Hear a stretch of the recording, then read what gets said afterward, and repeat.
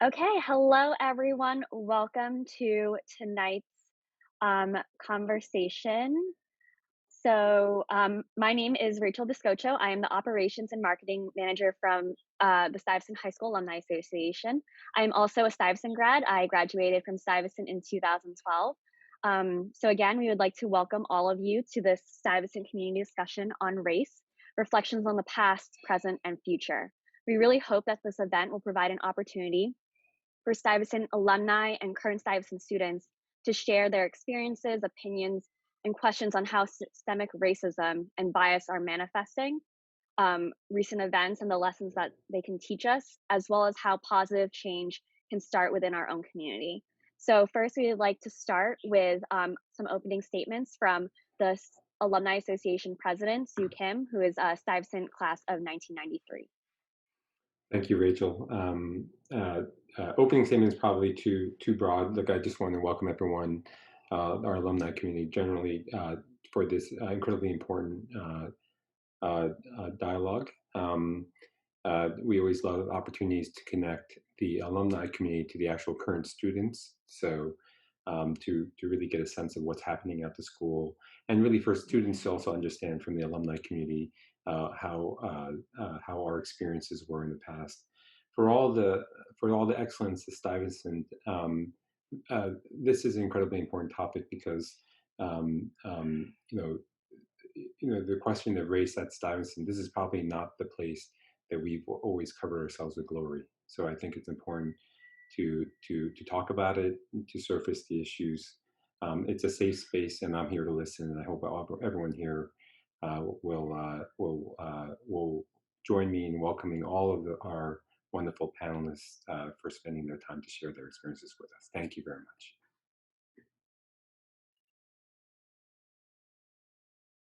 Good evening, and thank you for joining us. My name is Dina Ingram, and I'm the Director of Family Engagement at Stuyvesant High School and an alum parent, class of 2017.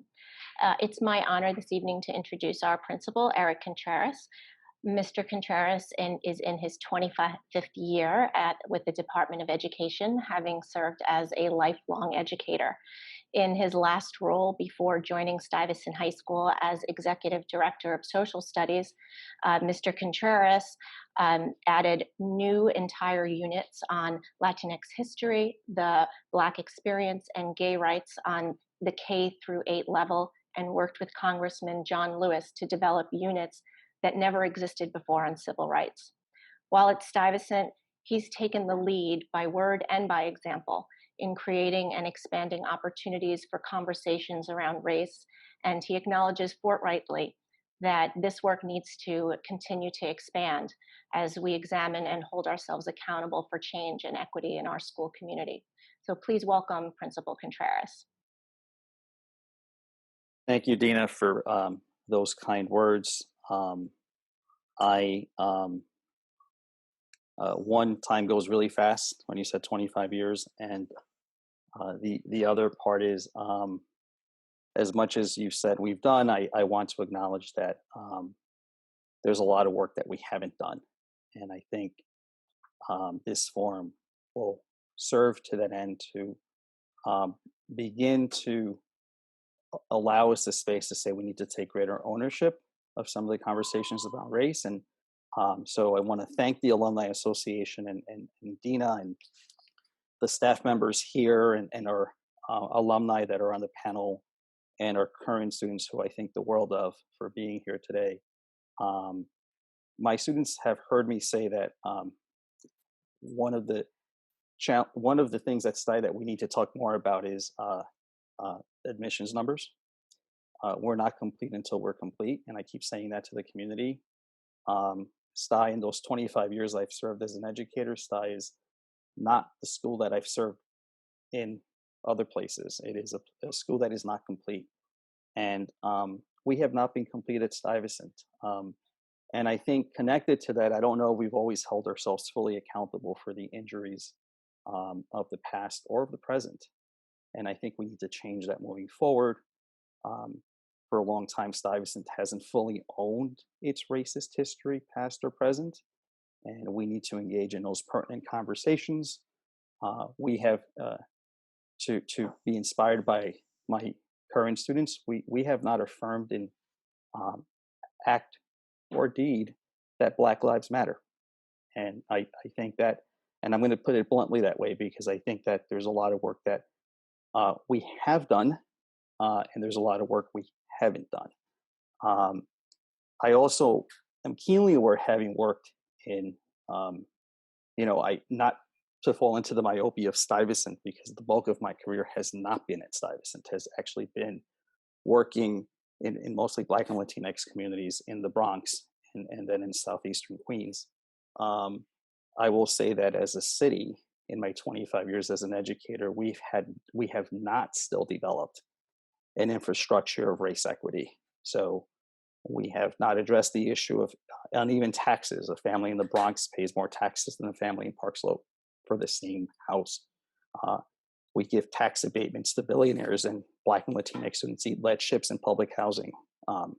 We don't have employment opportunities that are even. And I'm sharing that because I have to speak with my hat both as a Stuyve principal, but also as a 25-year educator that has lived almost a quarter century in an uneven city. And I go to Stuyvesant, and we celebrate Nobel laureates, and we should, and we celebrate people who become illustrious in their careers and industries. But those same very people need to make the changes around racist infrastructure in our city. So we need to change from the inside, and then from the inside, we need to change what we do on the outside, and we haven't done that. And I appreciate Sue's point to say we like to celebrate a lot. We're proud of. We take full collective ownership of every student who gets a big award or a big prize or becomes a big, has a big position, but we don't take collective ownership of the slight and big injuries that are racist in action. A slight comment in a classroom, a comment around college admissions, or instances where kids were not given letters to their colleges by sports coaches. When I speak to alumni who were in the school in the 60s, 70s, and 50s, Stuyve has not taken ownership of its racist acts in the past, and I think it's time that we start doing that. One of the areas that I've come to with clarity now is that institutions tend to protect brick and mortar. So there's always the fear of what's going to be said in the media, or we protect the institution. No more. As educators, we protect people, right? So by protecting people, by ensuring that people are safe and treated equitably, that's how we raise the institution. So the time of worrying about the press or about protecting institutions, not just Stuyvesant, all institutions, including corporate America, needs to stop doing that. We need to start protecting people. And I'm so proud of our young students who have spoken up. It is their voice that has gotten us, and shame on us for having to listen to the voices of young people to get on a forum that highlights some of these conversations with greater strength. But we all own it. All of us, myself included, we all own. So one of the commitments that I have made is our BSL and Aspida students, and I do want to. I said I was not going to give individual shout outs, but I want to give a shout out to Angel Colon, who has held when my daughter was at Stuyvesant as one of 14 Latina students in her class. He was the reason that he has held the glue together, and he has not been wholly celebrated. So I want to say that one of the things is the BSL and Aspida students that they will speak to this have developed 9 concrete action steps for our students that we've shared. The students working with Ms. Patrick and the counselors and members of a new diversity committee have engaged in race talks monthly, frequently difficult conversations with our entire community. We've made a commitment to be more vigilant and hold people accountable for racist acts using the N-word, hateful language inside and outside of school, in the hallways and social media, and there will be disciplinary and vigorous enforcement of that. And we need to continue to We've started something with ninth grade on seminars on race. We should find ways to expand that and make them more frequent. They've been very productive. At Camp Sty, if you've been, I don't know how far Camp Sty goes, but it's the opening activities when you come to Stuyvesant. We started to include a conversation on racial equity to do more. We also started revisiting our social studies, English, and art curriculum, which have not included Black, Latinx, or Asian voices. They've been Eurocentric. There's a lot of work to do, and we also need to have conversations with parents. I think we have meetings where we talk about colleges, how to get your students into an Ivy League school, how to get your students into top college. We need to talk to parents about how to create race equity at the dinner table and at home. And those conversations need to be had. And that's something that we need to implement more strongly. And lastly, something that we also haven't done is we haven't held our own clubs and publications accountable to including Black and Latinx voices in their top leadership positions. I don't know, have presidents, executive directors of clubs, or editors in chief. We need to do better, and I'm calling out specifics because I think change is around specific work, and I can go on going forward with this, but this is a time not to just say hopes and prayers. This is a time to do some concrete work around some next steps. And this is a time to own fully some of the racism and small and big that has existed at the school. So I'm gonna not talk further because there's a panel that can speak to what the work ahead is and how we can, as Dina quoted the work with John Lewis, who always reminded me in our work together that we need to get to beloved communities. We're far from there at Stuyvesant and the city, but that is the end goal. And I want to just say that too, because I think we have to have the end goal in mind too. Thank you to all the panel members. If I don't get to say thank you at the end for being here, and all our students. With that, I'm going to hand it over to Ms. Joelle Wilson, who is the Associate Director of our college office, and is the reason my daughter's in med school today. I'm sorry, Ms. Wilson, for pointing that out, but she is an inspiration to students. She's an advocate for all students. She's the voice for Black and Latinx students at Stuyvesant. And last year, she told me we need to do a trip to historical Black colleges. We do a trip to the Ivies, we do a trip to these colleges, and she got it done. And we were about to do it again, and then we had the COVID pandemic.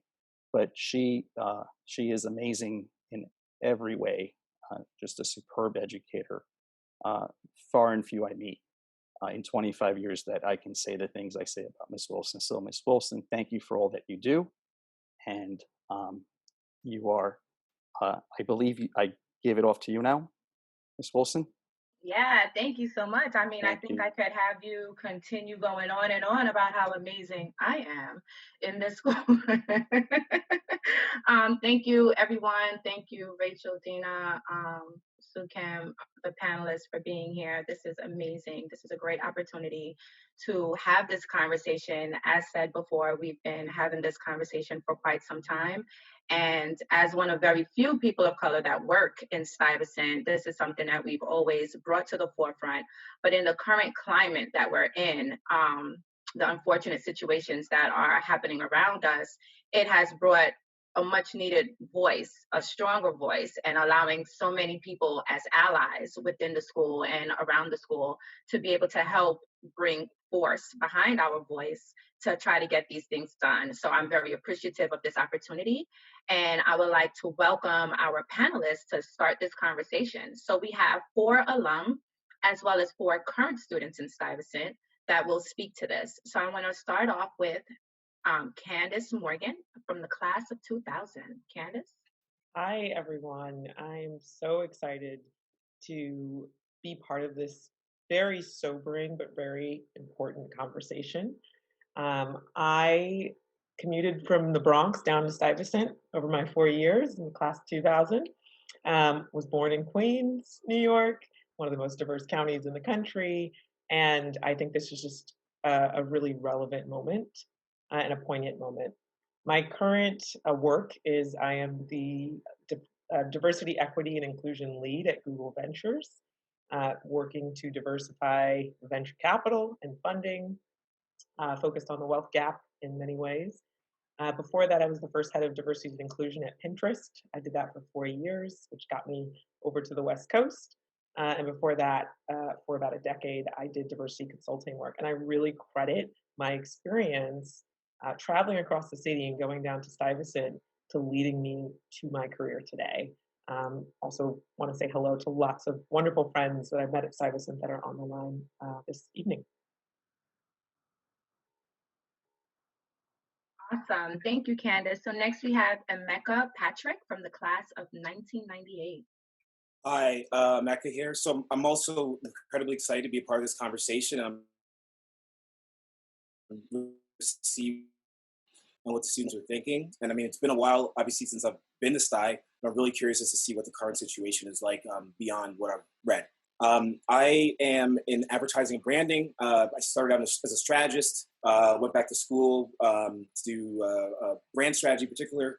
And I've also operated as a creative director, copywriter, what have you. I'm currently freelancing, as I said, due to situations with like an older parent at home.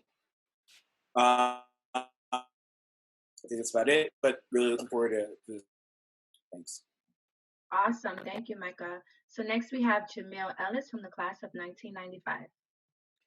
Hello, everyone. I'm excited to be a part of this conversation as well. I've been working mostly in technology. After graduating, I went to Columbia Engineering School of Engineering and Applied Science, and I've spent the last 20 years working in technology, working most of the time with big brands like Major League Baseball, NFL, and HBO, but I've spent the last 4 years working as a technology executive in the energy efficiency space. So working with multifamily buildings to increase their efficiency. And there's a strong correlation between climate change and civil rights. So doing some work in climate justice as well there. Besides that, I've spent a lot of my spare time trying to increase diversity in technology. Also have a little creative side. When I was at Stuyvesant, did speech and debate, did some shows there, saying.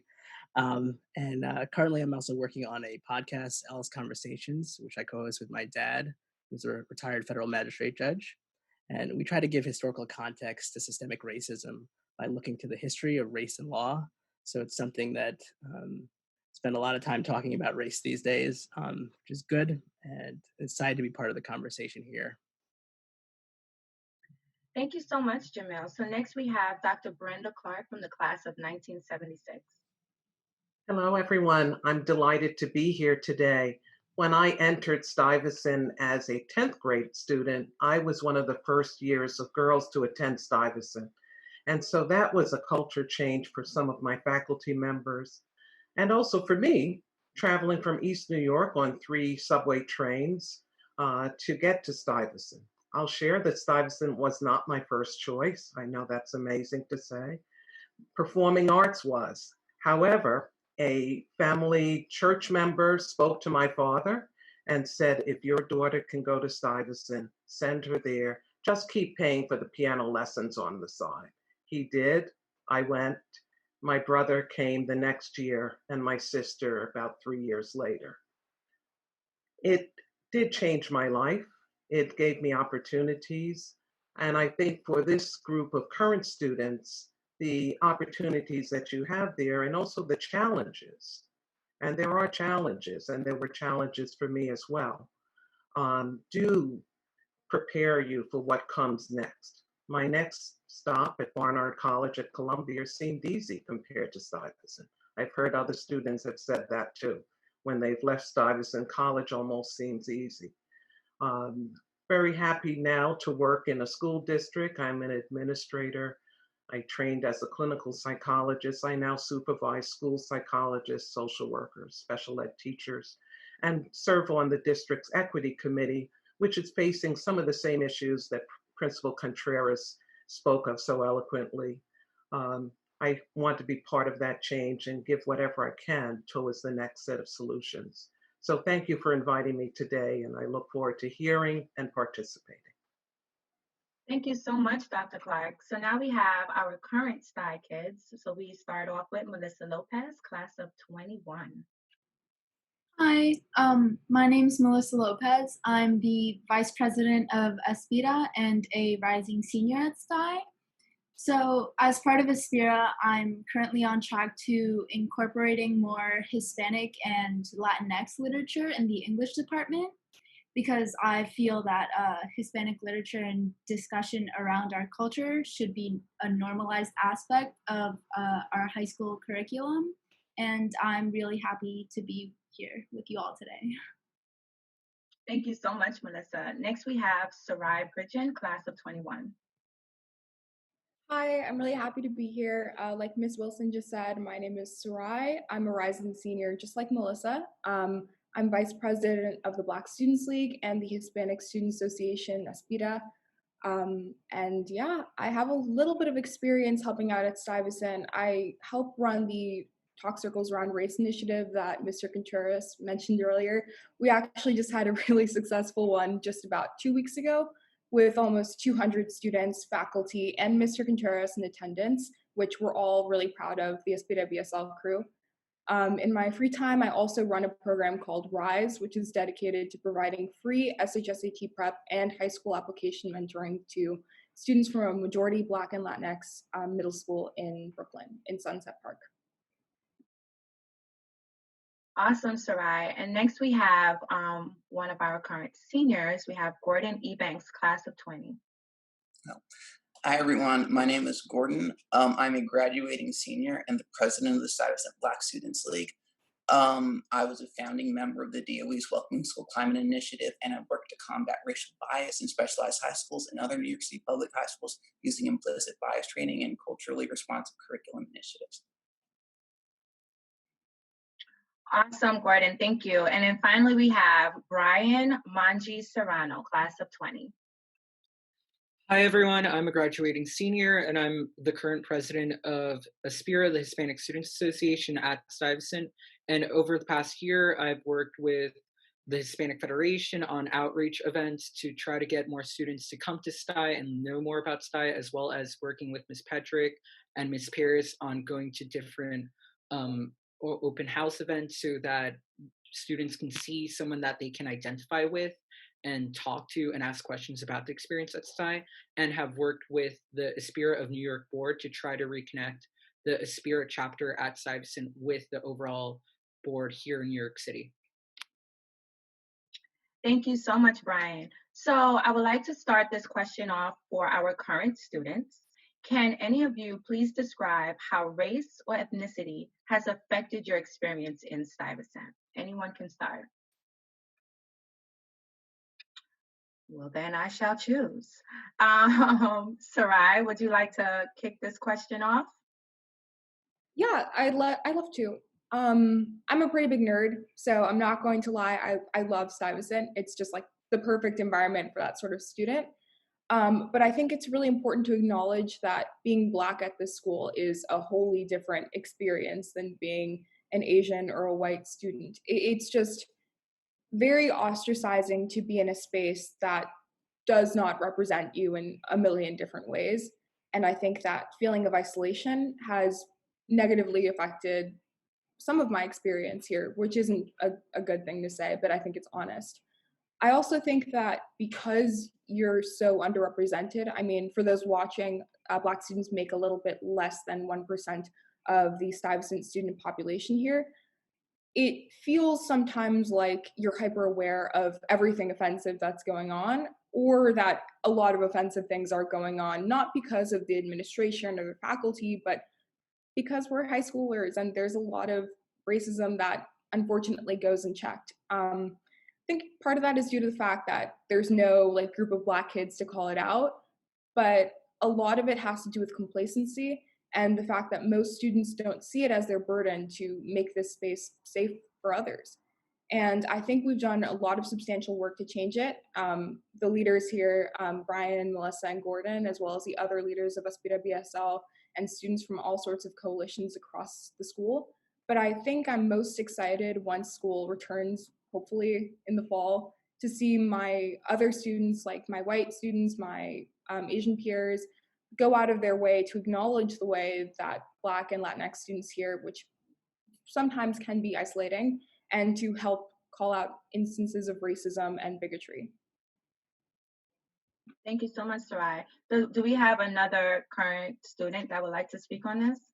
I would like to add to what Sarai is saying. I completely agree, and I think that the casual racism that I've seen over the past 4 years that comes from students has been part of the problem, and it's about getting more of the students and just the general student population to not feel as though they shouldn't say anything because nothing will be done, but rather making it clear that something will be done, and so that we can tackle it head on, because um, teachers can't be everywhere, I can't be everywhere, the leaders of Aspira BSL can't be everywhere, and it's these small comments that just that go constantly said that grow and grow and grow. And so for me, I have seen a bit of change occur from when I first started to when I'm now ending, where I've surrounded myself with people who are more so accepting, or like very open to learning about different cultures, or just who have grown. But I do think like a lot of the times going into Stuyvesant, coming from environments where you don't necessarily see Black or Hispanic students, and all of a sudden being in a classroom with a Black student, with a Hispanic student, can be polarizing. And the same is true for Black and Hispanic students who have been surrounded by other peers that look like them, that are all of a suddenly transplanted into an environment that is very unfamiliar to them. Oh, just to add on, I forgot to mention something that I think is really important to recognize. I think that a lot of the Black and Latinx students end up being the racist police at the school. I don't know if Melissa and Gordon and Brian share that same feeling, but I think it's really important to underscore the fact that the burden has historically fallen on Black and Latinx students to police their friends, which I hope changes. Thank you. Melissa or Gordon, do you have anything that you would like to add in this? Yeah, just to add on to what Sarai was saying, I think being Black at Stuyvesant, I realized really quickly that I was never going to be able to easily blend in with my peers, in my classes or walking through the hallways. And I think at the time, it was a feeling of being ostracized and being really negative. But now as I'm graduating, getting ready to go to an institution that has, marginally more, Black representation than Stuyvesant, I am really grateful for the ways that, sort of the lack of representation at Stuyvesant has really pushed me to find my fellow Black students and Black teachers and Black, faculty and alumni, and really connect with them and understand the problems and, work to find solutions. In a similar situation to Gordon's, I remember my freshman year, I walked into Sty. I had come from a middle school that was like heavily populated with Black and Latinx students, and to walk into school and struggle to find anyone of color really was a terrifying moment for me. And I remember the relief I felt when I heard Sarai first speak Spanish in my French class. It was like just this entire moment of happiness that I found. And it took me a while, but I finally found my community here at Sty. And as Sarai said, it's hard being like the racist police. And I think in this school, it should be more normalized for people to educate themselves and to find an entirely new standpoint on issues about race. And I feel like that type of culture where you shame someone for changing their political opinions has relatively appeared. And I think taking it upon yourself to educate yourself and not pushing it onto people of color should be something that's not only normalized but pushed onto people outside.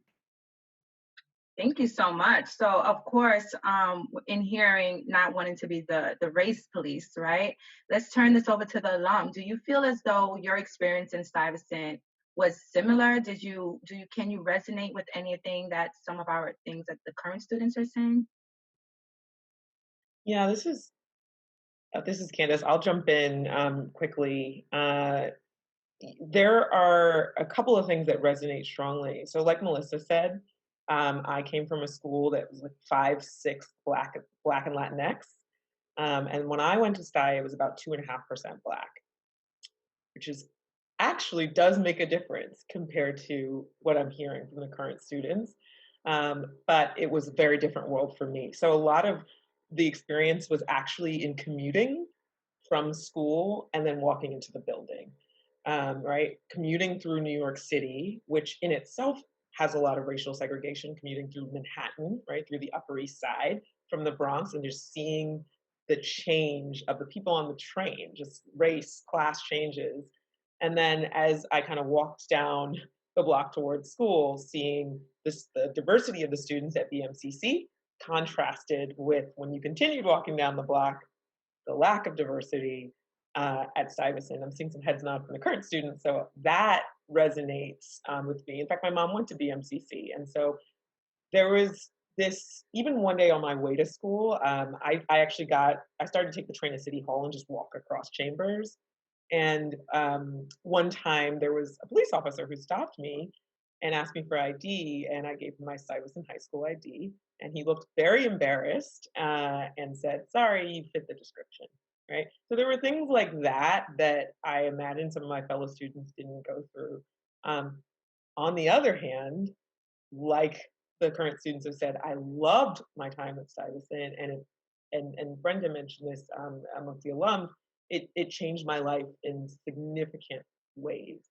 There was the initial kind of shock for me of realizing that I was the only Black kid in pretty much all of my classes that first semester, because I was like, oh, this is extremely different from my junior high. But I got used to it.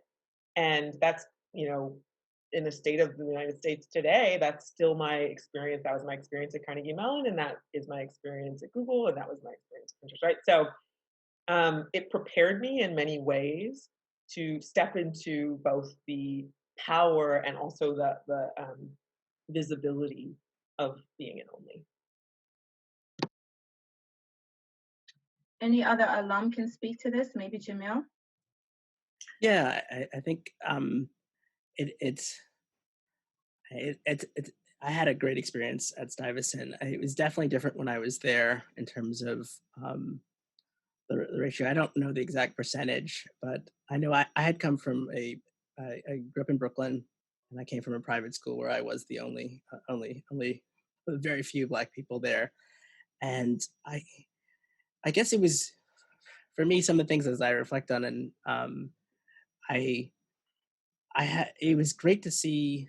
I ended up being involved in the student union, and I remember coming and seeing there when I started as a freshman, there was a Black student union president, and there was just a different feeling, I guess, from what I remember. I went on to become the student union president, but it taught me something about Black leadership. About there was enough of us around that I still get strength from watching the Black successful side people I see around, and so it saddens me to hear of the loneliness that these students are feeling right now, because that, just over a short amount of time for the things to have changed, it's sad, because it's definitely a fundamental part of who I am is the education and the opportunity and the network that Stuyvesant gave me.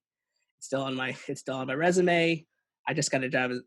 This is my second CTO position. I know a STI guy introduced me that I did speech and debate with, introduced me to the CEO for a job that didn't exist that I get to have now. So that network, that opportunity is powerful. And the fact that others don't have that and don't get to pull from the strength of having peers that look like them, I don't know, it's sad.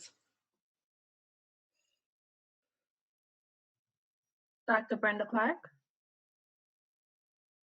I resonate with Jamil's statement in terms of the numbers. And when I attended, there was a significantly larger number of African American students across multiple grades who attended. I couldn't tell you the exact percentage, but I think if we look back, it's much more than 1%. Wasn't overwhelming, but there was a core. And that core gave an opportunity for you to move in and out, move into the band where you may be the only person or the chorus or the orchestra. and then come out to lunch and share a laugh on a cultural humor that you didn't have to explain. One of the things I often had to explain when I shared that my parents were from the Caribbean, they came from two tiny islands that no one had heard of. So when I said Caribbean, everyone thought Jamaica. And then I'd have to go through this long explanation, St. Kitts, Nevis, tiny islands, etc. But it was a conversation that you could have without a lot of preliminary or after. So even those moments, I believe, reduce the stress in a stressful situation. Yes, we're all going there taking whatever they're calling math now. Right? They've gone through many transformations, but at that time, geometry, trigonometry, calculus, pre-calculus, all of the wonderful things. But we had that downtime. And that downtime could be, and often was, a multicultural table, but there were others that could resonate and sort of bring in that moment for that stress release, which every teenager needs. That's a concern that I have, and I'm hoping as things are being thought about for the future, more opportunities for that support, and maybe bringing some of us back from, our years away back to Stuyvesant to be more of that support for the current students. I'm very inspired by the ones I've heard today. Thank you so much, Dr. Brenda Clark. So for the alum, how has your workplace addressed racism at this current moment? Do they have any things that they're putting in place to make impactful change? I can start with that. It's been actually, we had a multicultural group at work, and it kind of had tailed off a little bit. But as soon as some of the events that have gone on the past month, inspired real conversation. We've had some real honest, frank conversations as a group about race. We've engaged on how to really increase diversity in it's been really refreshing and weird I see in our Slack channel people talking about to see hiring managers talk about how can I get to HCBUs, like how can I find the candidates, people really wanting to. But it opened up a lot of that conversation about that. We've had a lot of conversations about implicit bias. There's a lot of people wanting to learn and talk about things which has been, I hope that it leads to sustained action. I mean, that's part of what,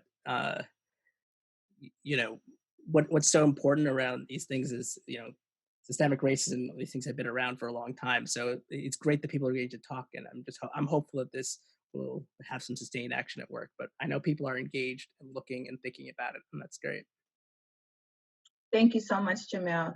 And Mecca, I'm going to ask you, can you just share maybe what your experience was like when you were here in Stuyvesant, and maybe what are some of the things your job at this moment might be doing to address racism? Yeah, so I mean, I guess, my experience at Stuyvesant was somewhat similar to some of the current students. My year, I think we had 11, at least African American or Black students that graduated. I'm not sure about the breakdown on other people of color, but obviously, as I've read in the recent New York Times articles and the like, those numbers have gone way down. So, I dropped out for a second, indirect problems, but I think a lot of this, first off, the current students, really, I love what you guys have to say. It gives me a lot of hope. Especially as you're getting around my age, you get a little bit jaded. I thought I'd never be.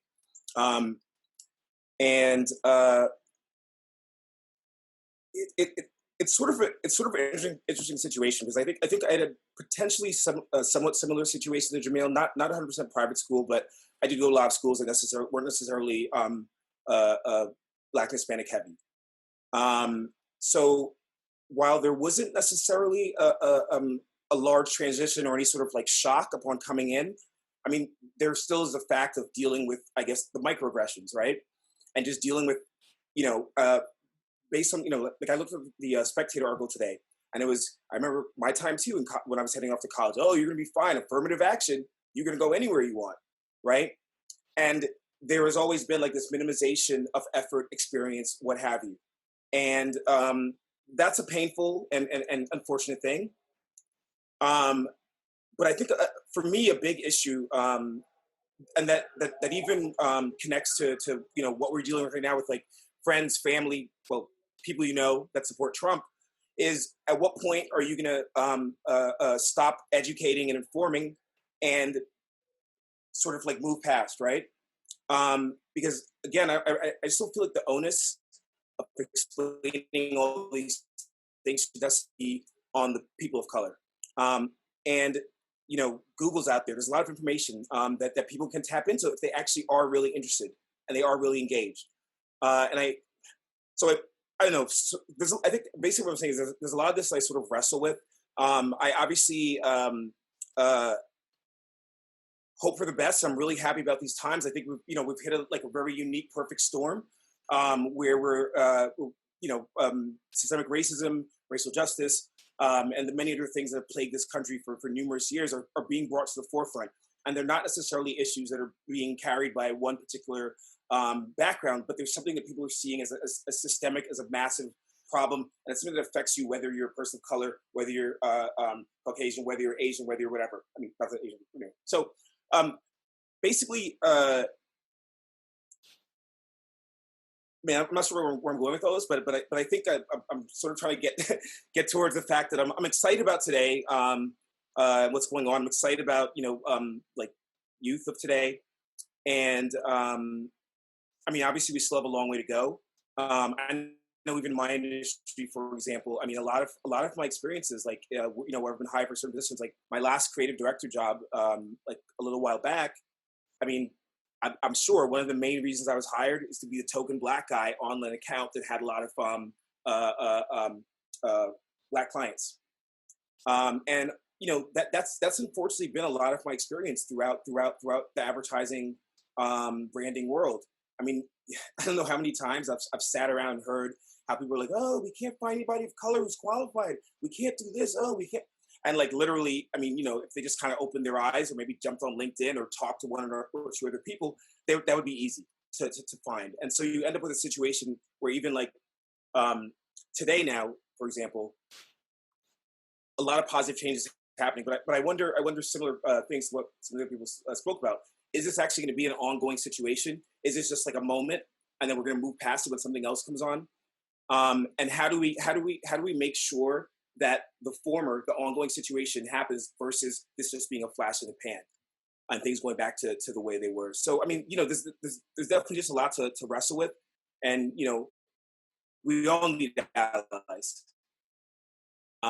Whether whatever we're doing, and we're humans, and I think that I'm just excited about today. I have a lot of I think trauma, so to speak, from a lot of my experiences in the job market and maybe even like some at Sty.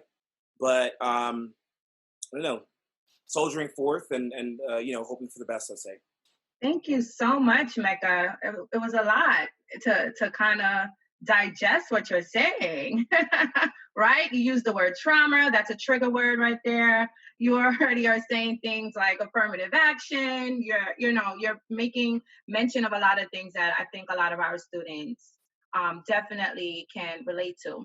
And you asked a lot of questions that is perfect because this is what we're going to jump right into. So my next question that I'm going to pose to the panel are, what concrete community steps can we take to ensure that all constituencies in Stuy's school community are addressing hateful statements head on in order to change the damaging behaviors and the harm that they cause? How can we educate ourselves and change ourselves to repair this situation? How can we train ourselves to make positive change and to not worsen the situation? And I'll leave that for anyone to begin. Jarrell, just before we get to that question, because that's sure, a big one, I wanted to address the question on what workplaces are doing, because I think it's a really important one, and I think as the current students on the panel go into school and then work, it's important to hear as many perspectives as you can. Also, spoiler, I've been professionally doing diversity, equity, and inclusion work for 15 years, so I have a little bit of perspective on this question. And I will say that I completely agree with Emeka that right now, in this moment, and Jamil, you talked about this as well, workplaces are having conversations they've never had before. You mentioned that there were race circles, talk circles. I think Sarai, you mentioned that at Sty. And companies are now doing this too. So in the companies that I support at Google Ventures, and for 10 years I did general diversity consulting for Fortune 1000 companies, they are now having these conversations where they're naming racism, they're naming anti-Blackness, they're saying Black Lives Matter, and they're wading into conversations around even white fragility, these terms that used to be like, if you got together with your group, right, that knew these terms and talked about them regularly, you could talk about, but in the open workspace, you didn't talk about. And so that gives me hope that this is a conversation that will continue, and that this won't just be a kind of a fleeting moment. I was talking to my dad a lot about this.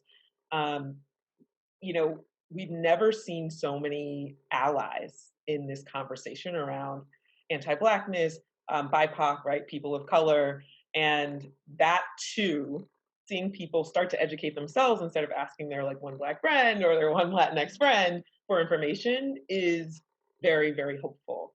In the corporate space, though, and in corporate workspaces, a lot of companies are struggling to move that conversation from, hey, we're talking about it, to we have a strategy that is a race-conscious equity strategy. And it's totally not impossible, right? But a lot of companies are like, okay, we're going to talk about it, and we're going to try to find some people of color to hire. And that's not a strategy. But what's hopeful is that a lot of companies are going to consultants or experts, and there are lots and lots of people out there that can advise them around equity, not just hiring people of color, but equity, like equity in who gets promoted, and retention, and who gets what job assignment, equity in your business model, right? So at Pinterest, we did a lot of work around the product and search, because a lot of the imagery in search were mainly, frankly, white women. And so how do you get more men of color, people of older, across generations in that imagery? So that's probably an over-comprehensive answer on the question, but I do think that companies are starting to step up. I think the ones that'll be having this conversation a year later will step out ahead of the ones that are just having the conversation right now. That was great, Candice. No, thank you so much for chiming in. Did anyone else want to address that? Okay, perfect. So if we can maybe speak about what are some of the things that are taking place within Stuyvesant to address some of the hateful statements head on, and maybe discuss what can be done to repair some of the damage that has been taking place in Stuyvesant.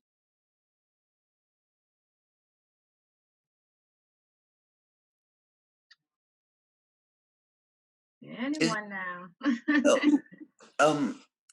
Just to jump in, I just think a lot of what I'm hearing is kind of echoed a lot of what I felt in my time at Stuyvesant.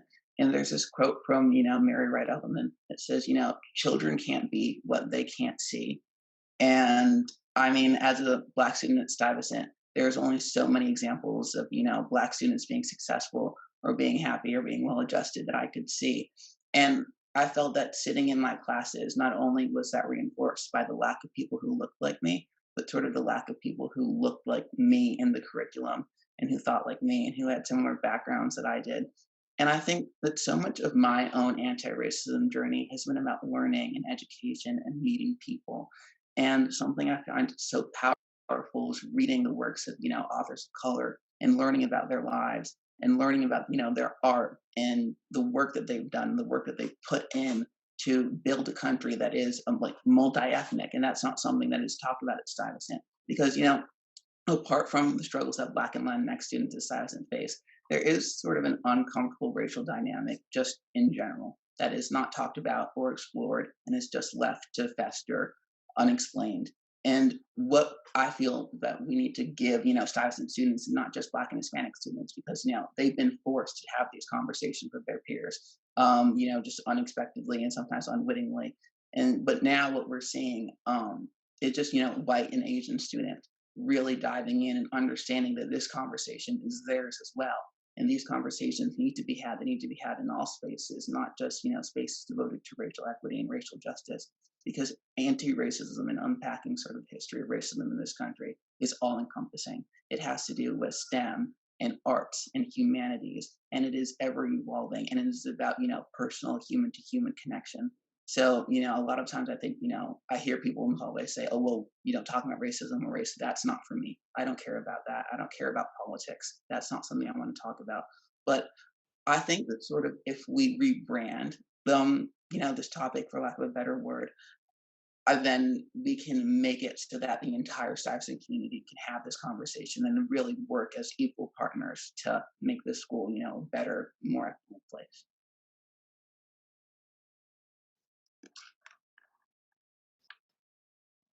Okay, so thank you so much, Gordon. So I know that, as Gordon said, in having a conversation about race is always something that is touchy, and not everyone feels comfortable having these kind of conversations.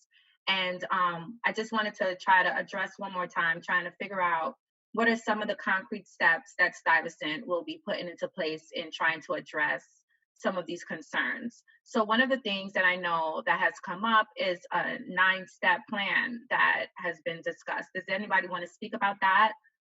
Sure. Sarai, can you mention that a little bit? Yeah, I would love to. I was actually looking forward to answering the question because I think that a lot of work has been done just recently to address that, not within the past 2 weeks, but within the past 2-3 years. So firstly, BSL Aspida put together a really great, really comprehensive plan, 9 steps, like Ms. Wilson said, that discuss how to be an anti-racist, or at least within the STI community. What steps do you need to be taking right now to make sure that you're not a part of the problem and that you're working actively to solve it? And I don't recall all 9 points off the top of my head, but I know that part of it does have to do with education. There are like book suggestions, movie suggestions. We really worked on that document really hard. We also had some of our young Black alumni, like the ones that are in college right now, help out. So we have a lot of perspectives included in the document. Besides that, though, in terms of action that the STI community is taking on right now, I'm not sure how many people know this on the call that aren't students, but Stuyvesant is implementing its first, that to my knowledge, within the past 5 years, Black Lives in Literature class. It's going to start next semester. Really, really exciting. I don't know if she's on the call right now, but Ms. Hune is going to be teaching it, and she is an amazing, really awesome teacher. She actually reached out to the BSL, and we personally she's on the call. Someone just said in the chat. She reached out to the BSL and made sure that our recommendations would be taken into account when developing the curriculum, which is a really, really big step. I don't want to speak for any of the other students here, but I love English class. I'm a big reader, and I love reading about Black authors, and I love reading Black writing. And I was so excited when I heard that the course was going to be made. In terms of other steps that Stuyvesant has been taking, we've also started freshman seminars. I believe that was mentioned earlier on the call, like a year ago, and those have been successful. I think Mr. Contreras said that we hope to expand them as well. I think that in terms of individual action, though, what our community needs to start doing, I think, is, like I mentioned earlier, and I think a few other students might have echoed, anti-racism work must no longer be the job of BSL Aspida. Full stop. I think once we understand that our community is only so good as we push it to be, as long as we start considering, like when I say we, I mean all members of our community, ourselves as allies to each other, then I think we're going to start to see serious change. One of my best friends, she's South Asian, and she's really gone out of her way throughout my entire time here at Stuyvesant to support me and to look out for me and to say, I don't know your experience. She doesn't happen to live in a Black neighborhood or anything, but I am working to understand and assist you, whatever that you need. And I think once we develop a culture that pushes people to be allies, not even just to their Black friends or Latinx friends, but in situations where I'm not there, when I don't hear someone say the N-word, but you tell that person that's not okay, then we're going to see a real shift. And I'm looking forward to seeing that individual action take place. Perfect, Sarai. Thank you. Any of the alumni would say anything in regards to some action steps taking place for STI? I cannot speak for Stuyvesant currently, but one of the things that's been part of my work on the equity committee in the district in which I work is to have those types of conversations with teachers through what we call superintendent's conference days, because people get accustomed to the culture they live in, the neighborhoods they live in, and sometimes carry that into the classroom. I'm happy to hear that Stuyvesant is having some of those types of moments for teachers and trainings, because it's so important. I'll share an anecdote from my past, and my sister who's on the call can chime in. We'd have the parent-teacher conference, and the joke the next day would be, how long would it be before a teacher asked you the next day, what does your father do for a living? Why? He was eloquent, he was a World War II veteran, he spoke well, but for us as students, we knew that everyone else in the classroom didn't receive that same question. So we want to be sure that our teachers are sensitive to how a student feels when they're asked that question. And it's a proud moment. He's a great guy. But not everyone, not all 25, 28 students were queried in that way. So it's a small thing, but it's a sensitivity point that I think translates to other moments as well.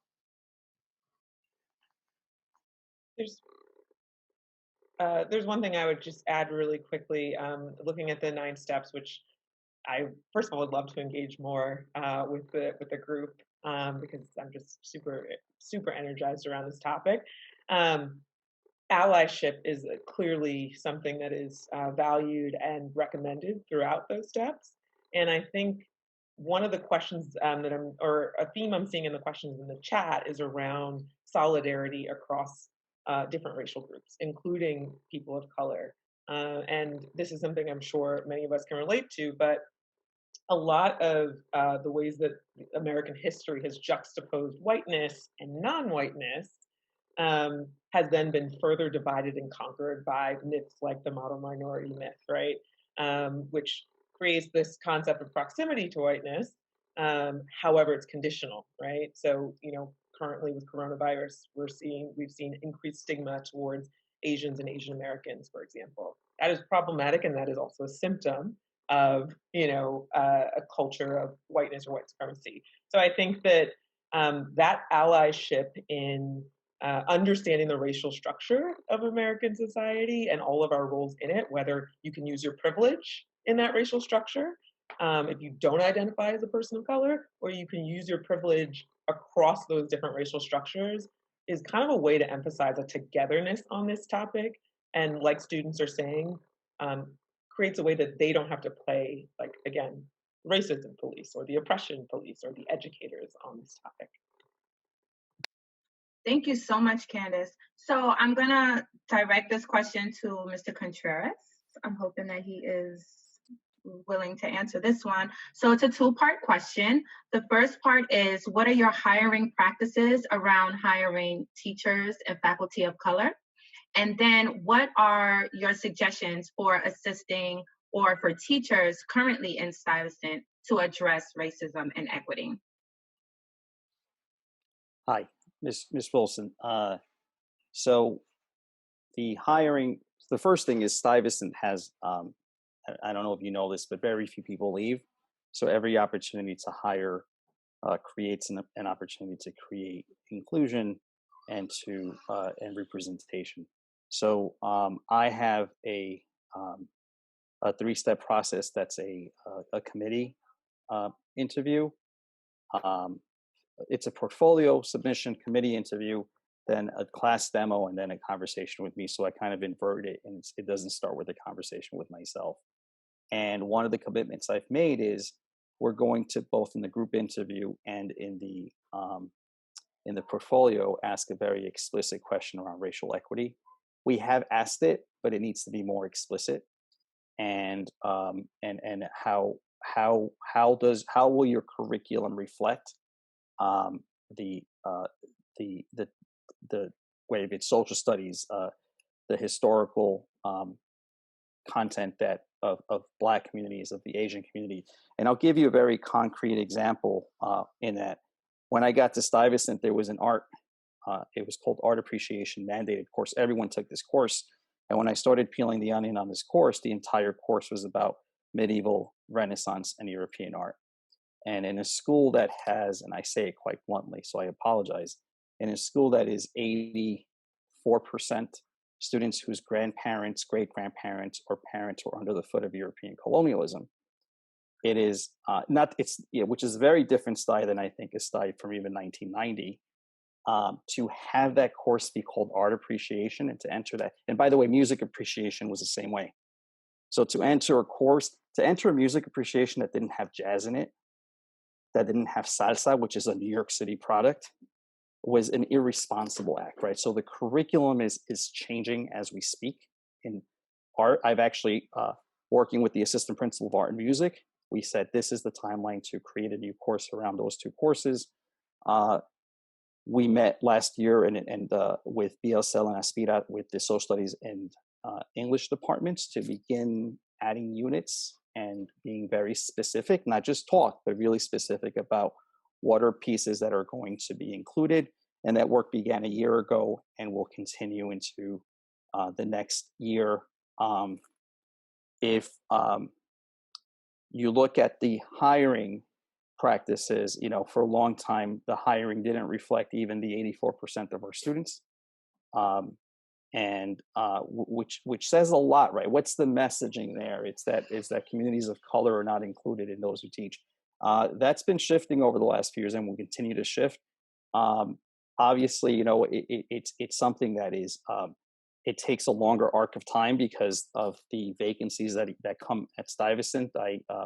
If you don't know, people stay at Stuyvesant 20 years into past their retirement age. They will work. You can retire in the DOE at 55 and people will stay 10, 15 years after that. So when they do emerge, one of the things I haven't done and something to consider is including student voices in the hiring committees. And it's something that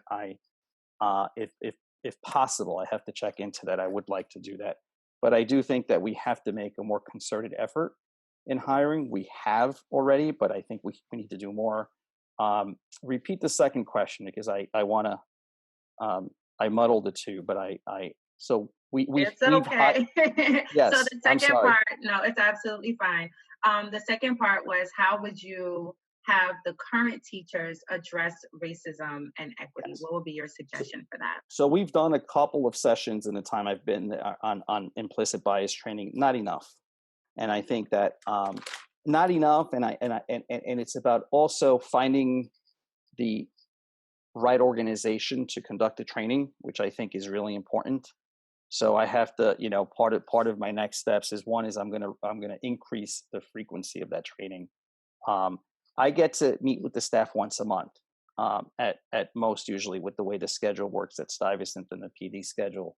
So I have to increase the frequency of those sessions, but I also have to find the right facilitator for that work and own it in ways that don't dance around the issue. They have to get right to the issue and ask teachers, okay, if I'm walking in the hallway and I see someone use the N-word, or if I'm walking in the classroom and someone makes a slight comment about college admission, right? So I might be teaching, I'm a history teacher, US history, but it's college admissions office and someone makes a comment and it's not my class because I'm teaching about a president. I need to be able to say, I own that conversation in real time. I have walked into classrooms and stopped classrooms to have conversations. I mean, that's something that it's also not the principal, I need to set the example, but it's not the work of BSL or Aspira. It is their work, but it's the work of it's the work of every adult in the building. The counselors that have been doing this work for principals before me know that how frustrating it is that not the entire community carries this work. So more training around implicit bias, but specifically more training around ownership of the conversation. And I heard loud and clear Sarai's and Gordon's point around this is like, how do we get people to say, I own this conversation, even though I teach social studies or physics or chemistry or it's my conversation, because we don't have collective ownership yet. Thank and you I so think much. that's what we need. No, I appreciate that. Thank you so much. I think you hit it. You basically said that, more training on implicit bias and making sure that we have the right people in the building to be able to have that training for all of the staff, and to make sure that the staff as a whole, students and adults included, understand that there are certain things that just shouldn't be allowed in the hallways and in the classroom. So I think we get it. Thank you so much. So my next question would be, having this conversation, how can we advance the discussion in a way that does not pit Asian Americans against other people of color? Is there anyone who can address that? How do we make sure, like in having this conversation, that we're not pitting Asian Americans against people of color? Well, I can start. As an Asian American, this is something that a lot of my friends, especially the ones that I had at Stuyvesant, where we were the majority, are having this discussion. I think the first thing is that we have to think of it not as an us versus them. In the context of the US, we're all minorities, and we all face racism. And one of the things that um, you want to do is dismantle the white supremacy. And a lot of Asian Americans see the us versus them due to the model minority myth that was created to specifically pit Asian Americans against other people of color. And when people look into the history of it, which I did recently because I never really understood it, a lot of resources are available now for people to learn more about these different ideas that started. And so they Asian Americans have always been persecuted in the past, and it wasn't until the civil rights movement, when they were trying to make change that would have benefited all minorities, that they really elevated Asian Americans in this model minority that, oh look, if you just work hard, you're going to do well. But that was there to pit Asian Americans against other people of color. And so we just have to have these conversations to dismantle this idea that it's an us versus them, because it really isn't. We should be working together to ensure that we have equity in all aspects of our lives. Yeah, I wanted to add on to that, Rachel, because I completely agree, and I addressed it a little bit earlier. But I want to decouple two concepts, right? So there's the concept of being minority, right? Being non-white, being a person of color, and there's the concept of underrepresentation, and they're actually different, right? So we're all, all these groups are minorities in American culture, and that does impact how people experience workplace. Like if you look at Asians and Asian Americans in a lot of organizations. So I work in tech, right? I work in tech for the last five plus years. You'll see that while Asians are well represented in overall populations, in leadership populations, you see that start to dwindle, right? And particularly for Asian women. So there is this experience of where groups start to become underrepresented. But I do think at Stuyvesant, right, there are certain groups that are both minorities and underrepresented. So they're onlys, right, in their classrooms. And so both of these concepts need to be addressed, and they shouldn't create a wedge between groups.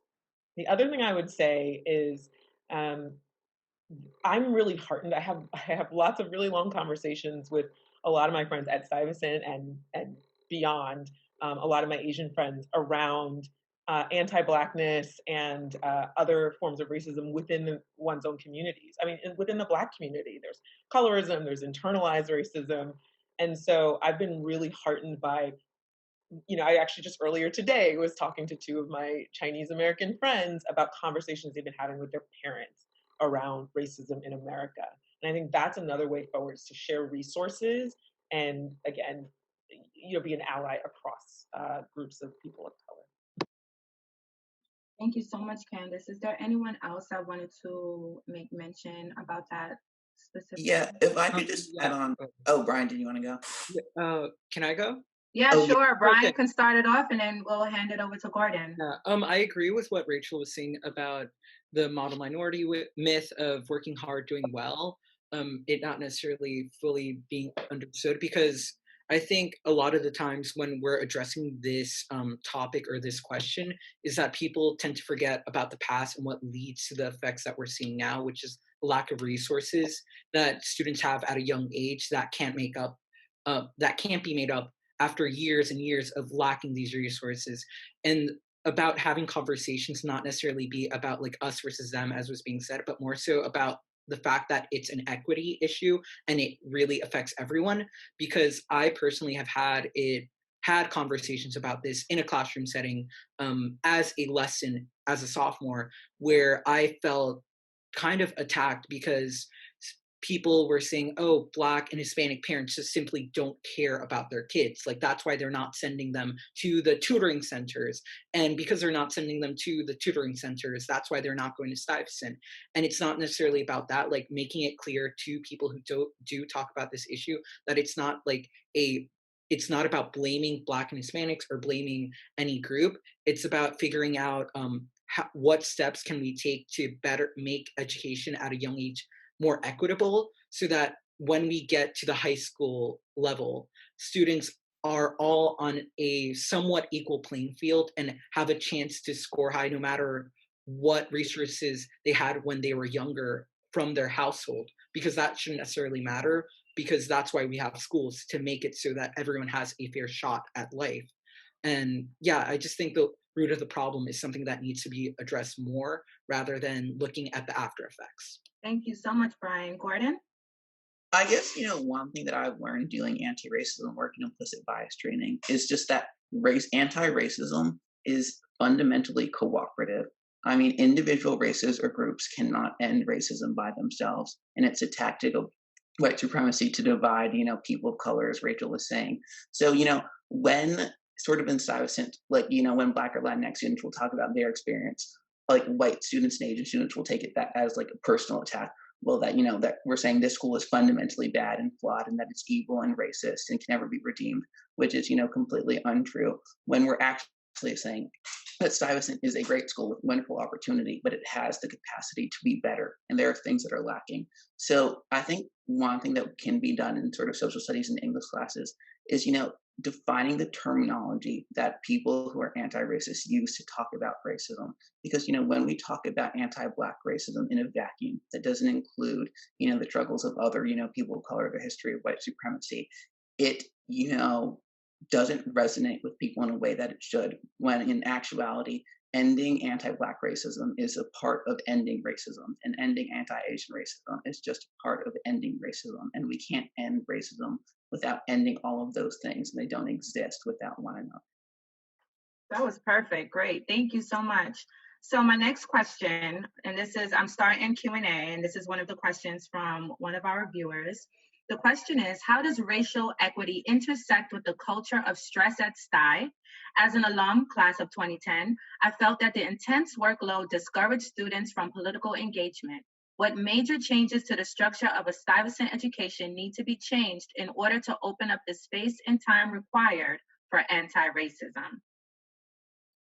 Anyone can jump. I think really quickly, first off, I think it's almost impossible to be non-political, especially in this environment now. And I know people say that, I'm kind of just, unfortunately dismissive of them. So I think just like anything else, I'm sure whoever might have asked this question, with their Stuyvesant workload, they found time to go out with their friends on Saturdays, right? They found time to play video games after they're done with their schoolwork. It's not about whether there's time or not. It's about making the time and putting things in priority. If something's important to you, then yes. But I mean, stress is just a lifelong thing, and you might have a heavy workload Sty, and you might have a heavy workload in the real world. But that doesn't mean you can bury your head in the sand and pretend like things don't exist. And again, this is also goes back to the idea of like awareness of others outside of yourself. If you're engaged with other people, if you're cognizant of other people's existence, this isn't an issue, an idea that you can just put to the back burner and focus on one thing. I mean, it affects all of us. And I understand that there may be some conflicts, but I don't see the real issue. Great. Is there anybody else would like to address this question on intersecting racial equity with the culture of stress in Stuyvesant? I'd like to speak to that. I think that, well, I don't like using the word political. And the reason why is because I think it's fairly obvious that a slur expressed to another student is not a political issue, that's a respect issue. And especially when it comes to some of the racist incidents that happen at Stuyvesant, or some of the ways that racism manifests itself at Stuyvesant, it's important to understand that there's a difference between respect and political issues. I don't think that racism has to do with politics insofar as it has to do with justice. And I would think that that's more of a morality problem. I don't think that stress is the reason why Stuyvesant students are not actively anti-racist. It's possible to factor, but I do think it has a lot more to do with complacency and comfort and a lack of education around these issues that starts from an early age. You know, unless you're hearing in your freshman classes what it means to be an anti-racist, or even why you can't say the N-word, something that seems really basic to me, but might not to a South Asian student from Queens. When you don't have those conversations early on, when do you? Because I guarantee you that not everyone is friends with a Black student or a Latinx student who will teach them that, nor does any Black or Latinx student want to have that burden placed on them. I think that stress might exacerbate the issue, sure, but I think it has a lot more to do with complacency and a lack of education than it does any sort of external factor. Because I know a lot of students who go to top high schools across the city, across America, and they do not participate in racist culture or racist activities as much as Stuyvesant students do, at least in my experience and theirs. Perfect. Thank you, Sarai. Anyone else before I go to the next question? Okay, so we have another attendee that says, during my senior year, the students in my class decided to have a spirit day called Senior Ghetto Fabulous Day. The Black students, including myself, instantly detected the impending minstrelsy of donned basketball jerseys, do-rags, fake gold teeth, and black scents. We spoke out. The faculty was unresponsive. We had a forum in which white and Asian students stood up for their right to mock our culture and placated us by changing the name to Senior 90s Day and proceeding to come in their jerseys, backward caps, and saying the N-word left and right. These photos are in color in my yearbook. It has stuck with me and other alum until this day. We were unheard, uncared for, and it wasn't an anomaly to our overall Stuyvesant experience. So the question is, do you have a task force to manage instances like this now? Do you have Black staff that are given the trust and authority to moderate and eliminate racist actions like this when they occur in the school or amongst the students? Is there an active fight against the racisms kids can portray with actual people of color in the faculty at the helm of that fight? So I'm going to pose this question to the current students to ask, do you feel as though administration has anyone of color that is able to do this for you? And I will also ask any of the alum, were there any people when you were in Stuyvesant that you felt like were adults in the building, admin, that were people of color, that you felt advocated for you in regards to addressing any of these concerns? Well, I personally would like to start because I had an incident where I was in a classroom where a teacher ended up going off on a rant about how she knew she was doing her job well because they used to call her bitch, and that she taught in the ghetto.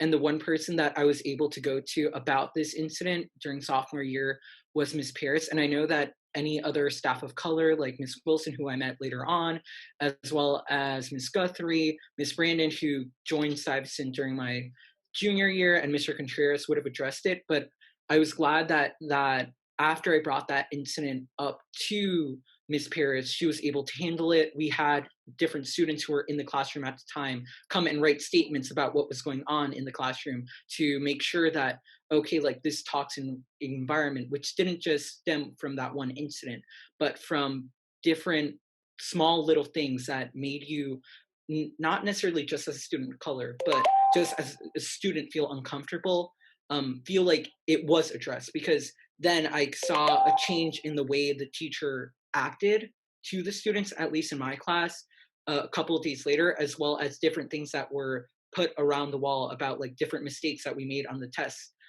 that were plastered being taken down. And so I do think that the staff of color are there for us, but a lot of the times it feels like you can only really go to them, at least for my experience.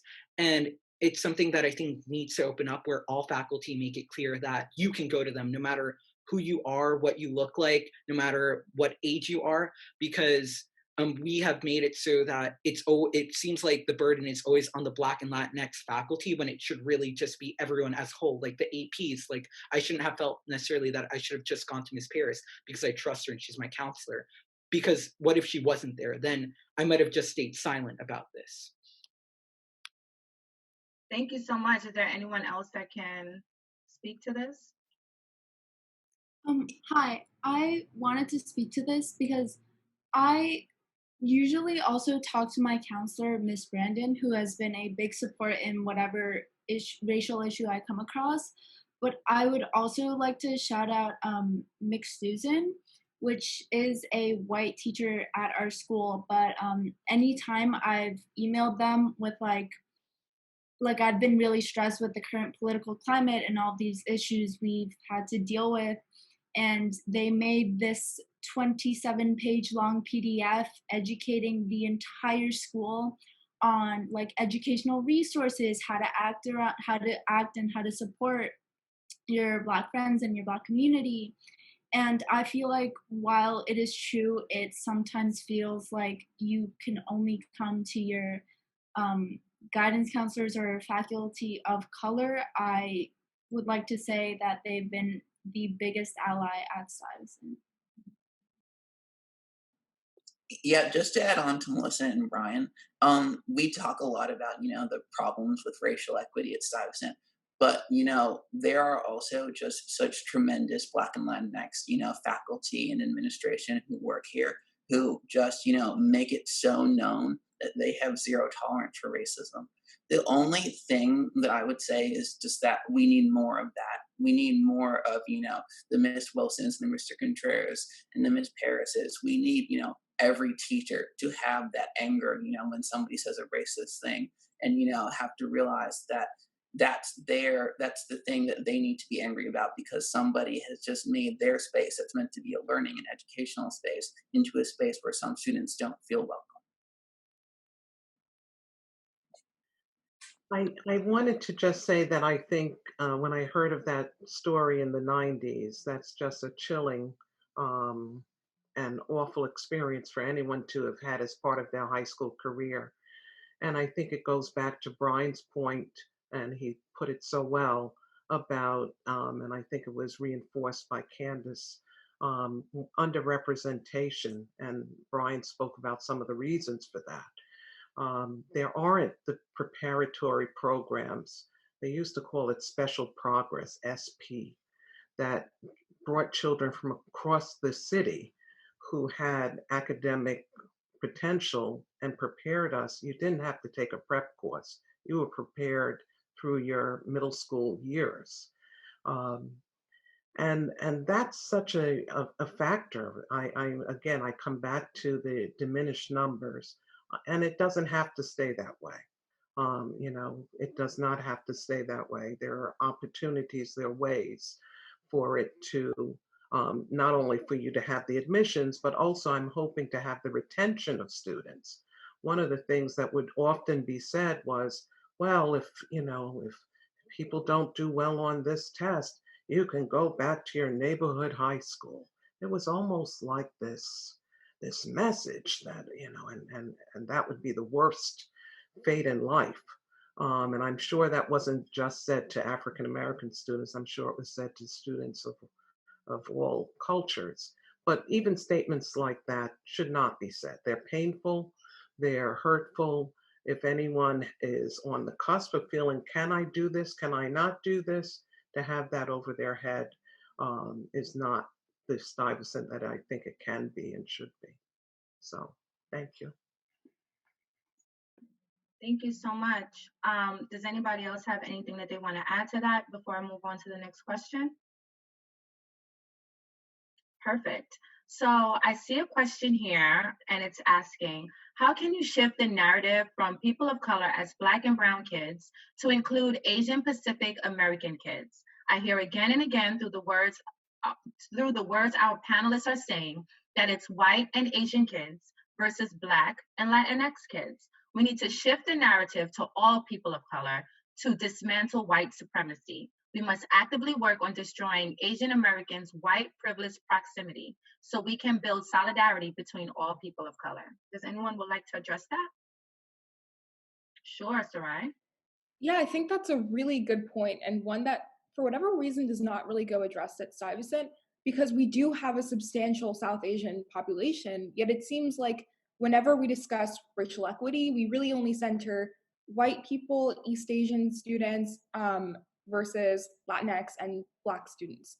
And the reason why I think it's so important, especially to bring up South Asian students, is that their experience is not the same as that of East Asian students. I think that disproportionately they are pushed out of the conversation whenever it comes to these issues, sure. But even within majority white, majority East Asian spaces, South Asian students face a lot of unique forms of violence and racism.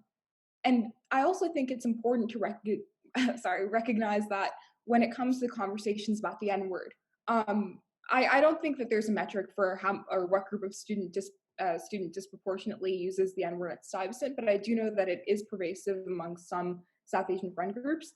And recently, BSL had a conversation with Saya, just over Messenger, very casually, explaining the importance of communicating to South Asian students, this word isn't okay.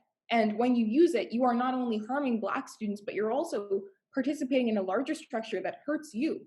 I think building that alliance is especially crucial to creating progress for Black and brown students and for South Asian students as well.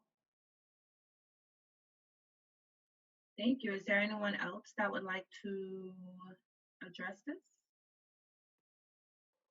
I think we touched on this a bit earlier as we talked about the pervasiveness of the model minority myth and a conditional type of proximity to whiteness and everyone's role in kind of dismantling problematic stereotypes about groups. So I think, and Sarai, your additional point is really well taken. There's often this kind of seen in the US culture, this monolithic view of Asian culture, which is deeply problematic. I mean, first of all, the racial pentagon of the US Census tends to basically take 60% of the world's population and put it into one category, Asian. In the workplace, what I can tell you is that a lot of organizations have moved away from this like simple checkbox and moved into more ethnicity, more having people be able to fill out their specific ancestry instead of, again, becoming this monolith that actually erases a lot of the cultural nuances and different perceived experiences of different Asian groups. Yeah, just to add on to Candice, I think at Stuyvesant, the model minority myth is sometimes, I think, celebrated, especially around conversations surrounding this, just that, like, well, Asian Americans, work harder and they're more prep centers. But also, it's never acknowledged that the model minority myth just has incredibly damaging effects on the mental health of so many young Asian Americans, and especially I know some of my friends feel just such incredible pressure and weight to be successful at basically all costs. And when we talk about sort of creating as like talking about the proximity of Asian Americans to whiteness, ending the minority myth, that is not something to be celebrated. That is something that needs to be ended because it is dehumanizing, and all racism at its core is dehumanizing.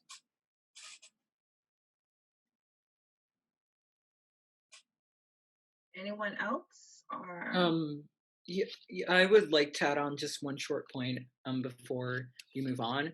I think that discussion of, as was said before, the differences between the different groups within Asia as a whole, because it's so large, is important. And I remember having conversations with friends um, about the differences between like what generally is perceived as like East Asian and like Tibet, and how those groups don't necessarily have the same resources, because if you look into the model minority myth that affects Asians, a lot of the time it's seen like, oh, everyone's just successful and it's very East Asian focused, but it forgets that all groups don't necessarily have the same resources. Like someone from Myanmar or Burma or Tibet might not have like those same resources, yet they're put up to this same pedestal. And it just, as Gordon was saying, I've seen my friends just feel like they have to do anything, like risk their mental health. They can't show their parents certain things, or they can't participate in certain things because they have to be academically driven. Like academics is what is the most important beyond anything else. Yeah, sorry, just one last point. There was a question before about stress and how we can fit talks about racism into that. But so much of the stress at Stuyvesant is a product of white supremacy and the model minority myth. And the idea that if you're an East Asian or an immigrant, you have to be successful, and that's what you're why you go to Stuyvesant, and that's just allowed to continue. So when we talk about kind of untangling the culture of Stuyvesant from this culture of just constant stress, it's also a conversation about how can we like end the dehumanization of people so that people are allowed to fail and allowed to learn and allowed to grow and are allowed to do it together as equals. Thank you. Okay, so another attendee has posed a statement. It says, not a question, just a statement. I'm class of 77 when the city, I'm class of 77 when the city and the school was a very different place. It was 12% Black and I felt at home. Never expected anything else. But if I were applying to high school now or had kids applying, I would never consider Stuyvesant. And that's a sad statement I would have never had said 30 years ago.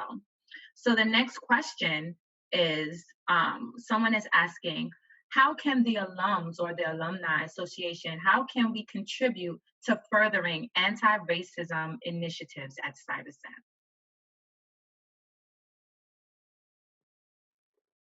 Well, I can start. I think we need to try to influence anti-racism initiatives in the education system, period, including Stuyvesant, because I think it's a symptom of a much deeper core issue. We were talking about core issues earlier.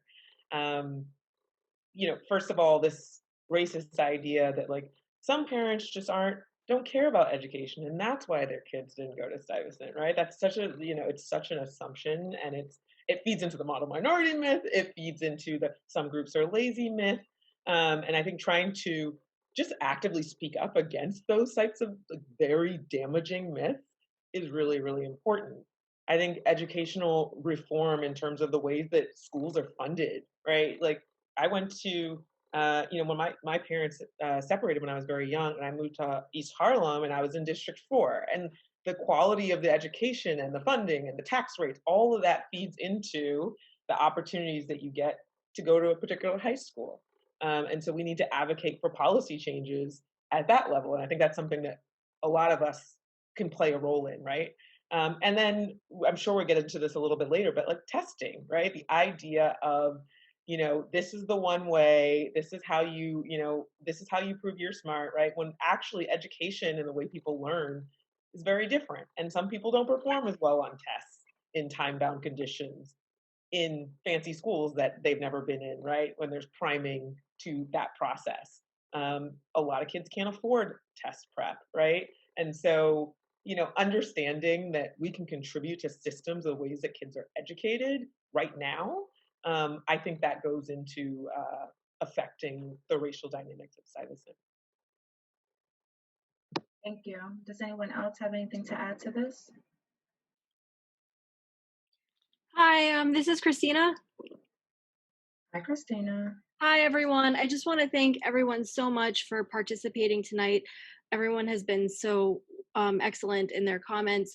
I've been chair of the diversity committee and a director on the board of the Stuyvesant Alumni Association since 2012. And I just wanted to add, there's so much that we can do both individually and as an alumni association to promote diversity and a more inclusive environment at Stuyvesant. And I think it comes down to two things. Number one, outreach. We want to make sure that underrepresented groups across New York City are aware of the specialized high schools and the opportunities, and that's why we want to continue to have open houses and tours for students that come from schools that are underrepresented at Stuyvesant and the other specialized high schools, and also to continue to have programs that provide free test preparation like StyPrep, which we have run since 2016. We've grown every year since then, with this year 2020 being the exception just because of COVID, but we are still very happy to be running the program and just recruited an excellent cohort of 50 students. And in addition to outreach, just trying to do what we can to make the environment at Stuyvesant inclusive for the students. And so what we like to do as the Alumni Association is to try to connect students with alumni in terms of mentoring opportunities, having alumni come to speak to the students, especially at Aspira and BSL meetings and at special events, because, as we've heard from some of the students, it can be an isolating environment. So I think by doing all of this, both in terms of outreach to middle school students and test preparation and mentoring and other initiatives for the current students at Stuyvesant, we can do our best to move forward. Thank you so much. So I know that we're running low on time and we have so many questions, so I want to try to address all that I can. So I have another question from an attendee, and it's asking, as a Black and LGBTQ individual, I face both homophobia and racism at Stuyvesant. Is Sty doing anything currently to address the intersectionality of identities and oppressions that LGBTQ POC students face? Is there anyone that can address that?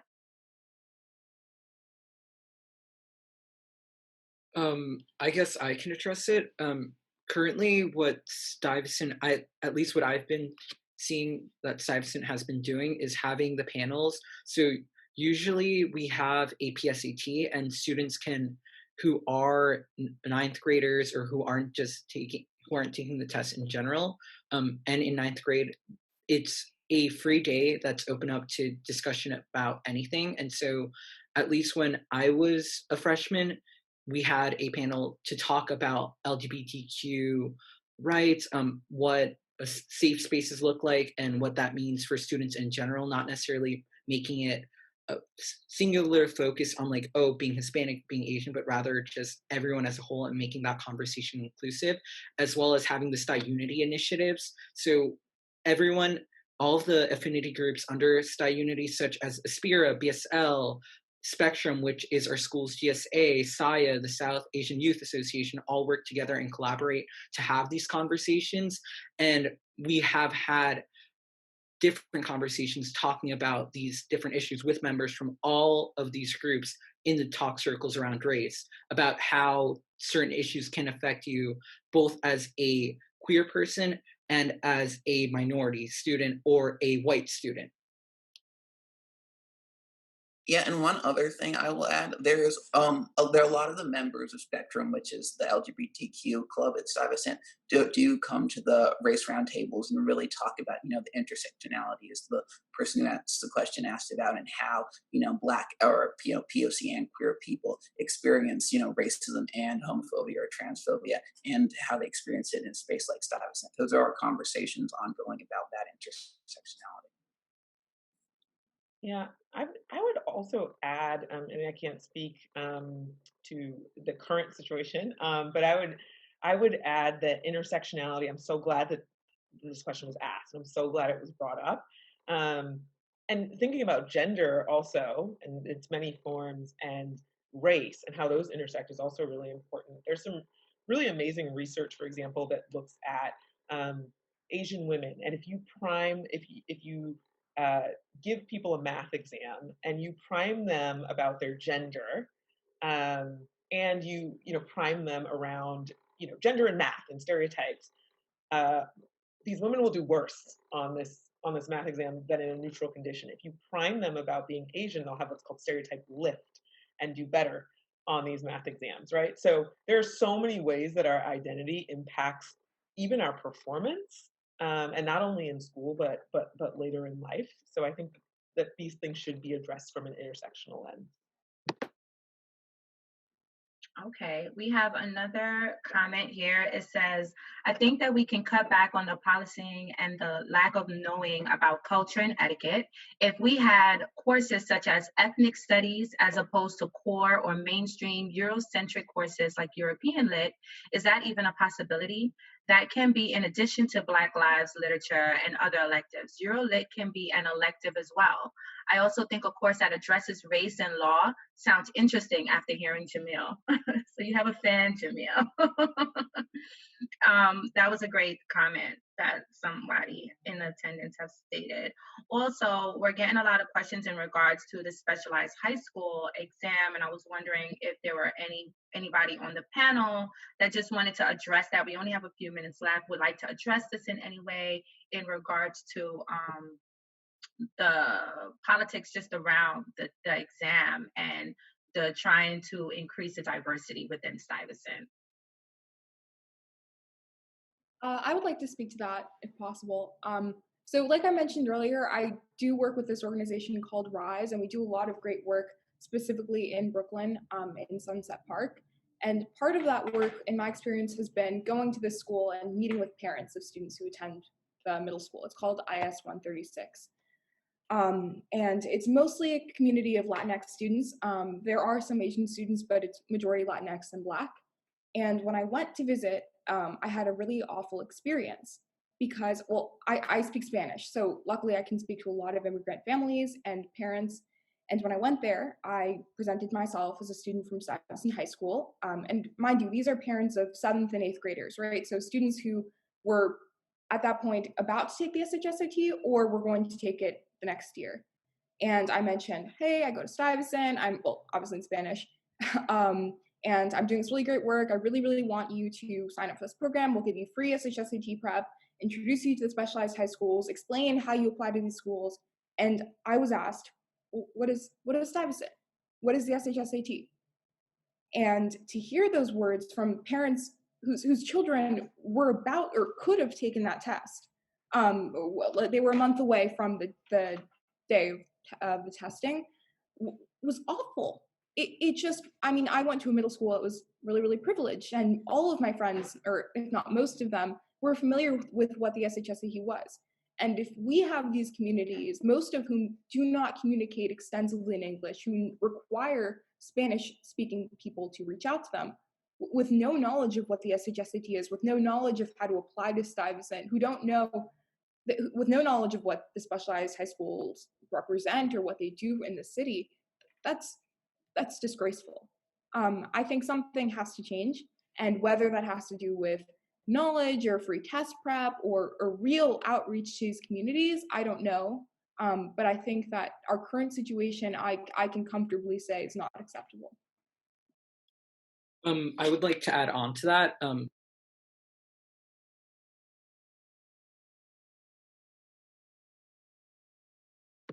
Brian, you're on mute. Oh, from the past couple of years that I've done outreach events and have talked to parents both in English and Spanish with counselors and just going there on my own to different schools.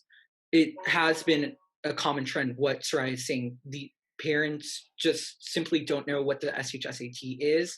And a lot of the times it isn't just like that they don't know, but there's also this culture that I know a couple of STI students that I have gone to class with and graduating with have had, where they want to take the test and they're curious about it and they want to learn more, and they're shut down by the administrators at their school. I had a student who's a friend of mine who is from Tibet, who was straight up told that, oh, you shouldn't consider schools like that, or why don't you consider some other school, like it'll be easier to get into. And so it's important about having the DOE and these educators that are at that level, educating these parents and allowing them to know and having this information more readily available rather than having to already know about it. Because this isn't the culture that exists in communities that are white and Asian, where everyone kind of already knows the test, is already prepared. Whereas communities that are Black or brown, they are learning about it a couple of weeks before and they're scrambling because they just didn't know and didn't have that preparation from years before. Yeah, I want to jump in here because there's a lot to say, but I'll try to just say, I'll keep it very succinct.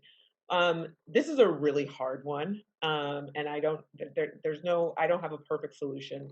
But what I will say is like two different sides of this. One, as a student at Stuyvesant, I remember being in some ways relieved that I didn't, no one could assume that, oh, I got in because of some sort of affirmative action program, which went on to be a situation that people experience at work and in college, right?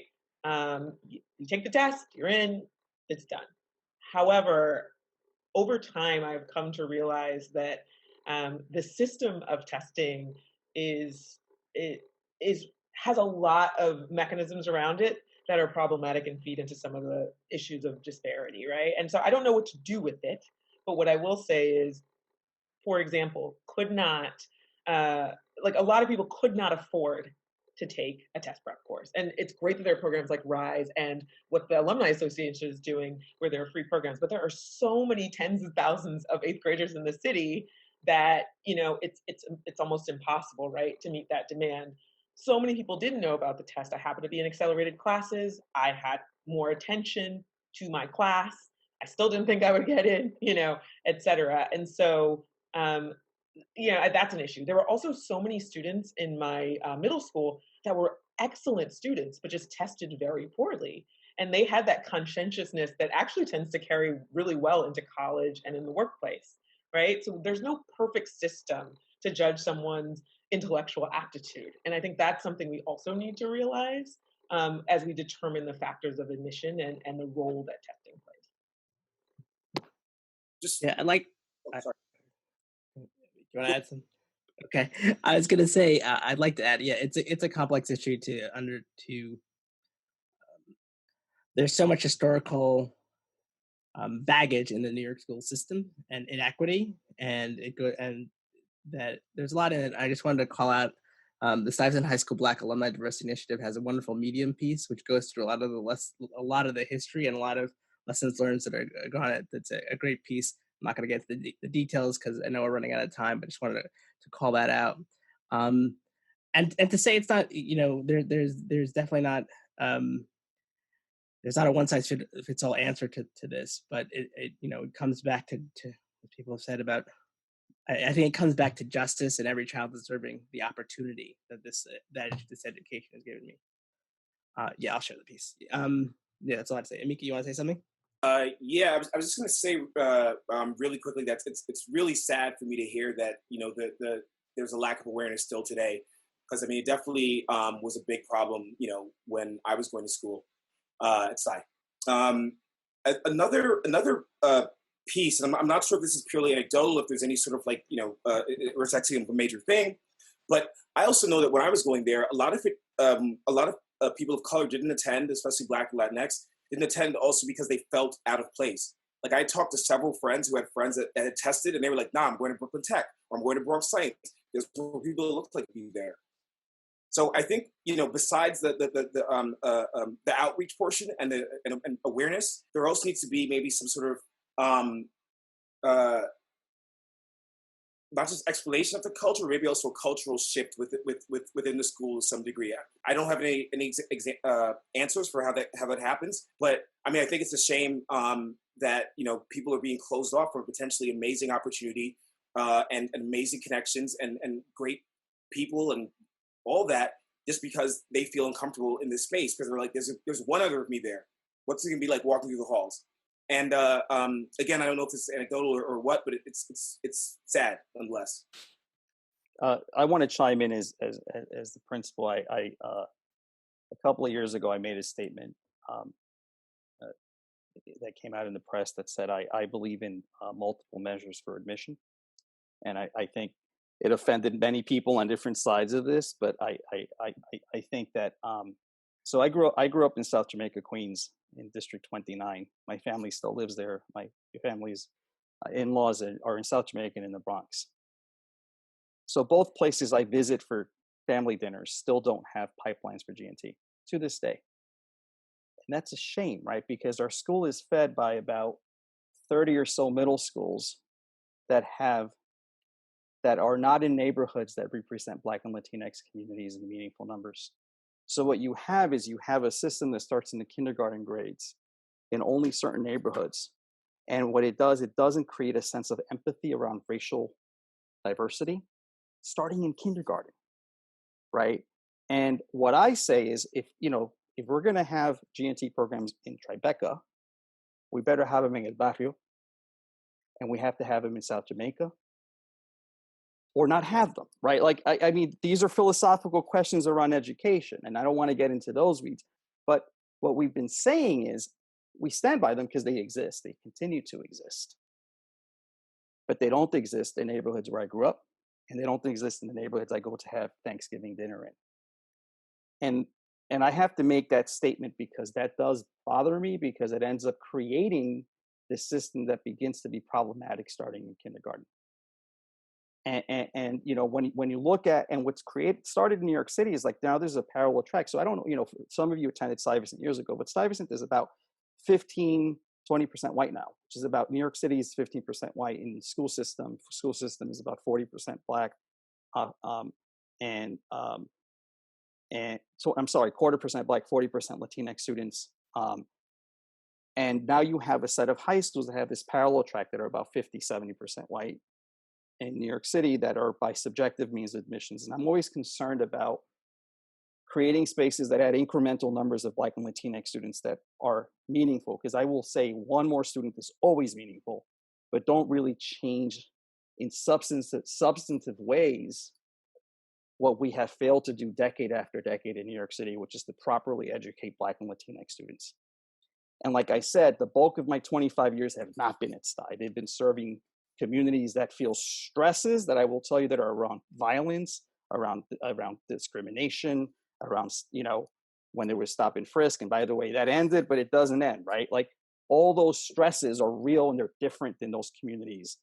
And there's the Stuyvesant conversation that is perpetual and annual in the press, and it should be. And there's an and piece. And there needs to be a conversation about why in the neighborhood I grew up in, there's still single-digit levels of achievement in math and literacy in South Jamaica, Queens, or in the Bronx, where I go have Thanksgiving dinner. And we have been remiss. I know people have had good intentions, so it's not about throwing people under the bus. People in the education field have had good intention. We need to do more. And we need to do more at Stuyvesant, but Sty is one of 1,800 schools. We need to do more at Stuyvesant. Let me just state that. And we need to do more at 1,800 schools. And we need to own that conversation, because I know the alumni community is very involved. And I know that we can roll up our sleeves and demand that we need to. And I say something frequently. I think the kids at Sty are wonderful. But I worked for 25 years for 1.1 million kids in New York City, right? Not just the kids at Sty. So we've had effort after effort to increase this, and I've put some specifics into recommendations. We need to provide universal, if we're going to keep some element of the test or maybe create a new one and make it a fractional percentage of admission, we need to create universal testing in all middle schools. We need to have everyone have additional time on the test, because the students who get additional time do not come from underrepresented communities. Everyone should have right to additional time, by the way. I stand by that. I'm a believer in that. But we need to give everyone additional time. We need to have more multiple measures for admission, including some tests. But what we cannot do is look like the parallel schools that have been set up, because that's not the answer either. So, and I know I've said a lot, but I needed to take a stance and a position on this, because I've always said to stay quiet in this situation is to take ownership of the status quo. So I want to just say what I believe, having seen the system, having grown up as a bilingual kid who came from Guatemala and didn't speak English in South Jamaica, like I've seen the system as a student, as a parent, and now I see it as a principal in different settings. And I can tell you, we need to do more, and we haven't done enough. So I've spoken enough, but I just needed to state my stance on this matter. Thank you, Principal Contreras. Sue, did you have a final comment on this? Yeah, Jarrell, thank you very much. And again, thank you everyone here for these wonderful just insights and perspectives. I want to make a few points on just this concept of testing, and it ties into some of the comments already made. Look, I have my personal viewpoint is like this weird like love-hate relationship with the concept of an objective test. I mean, I love it on the personal level in the sense that, look, I don't know if without a test, people would have, as someone who wasn't born here, who grew up in Queens as an immigrant, people would have necessarily given me a chance. And I think having sort of a good test score sort of proved that I had something to show them.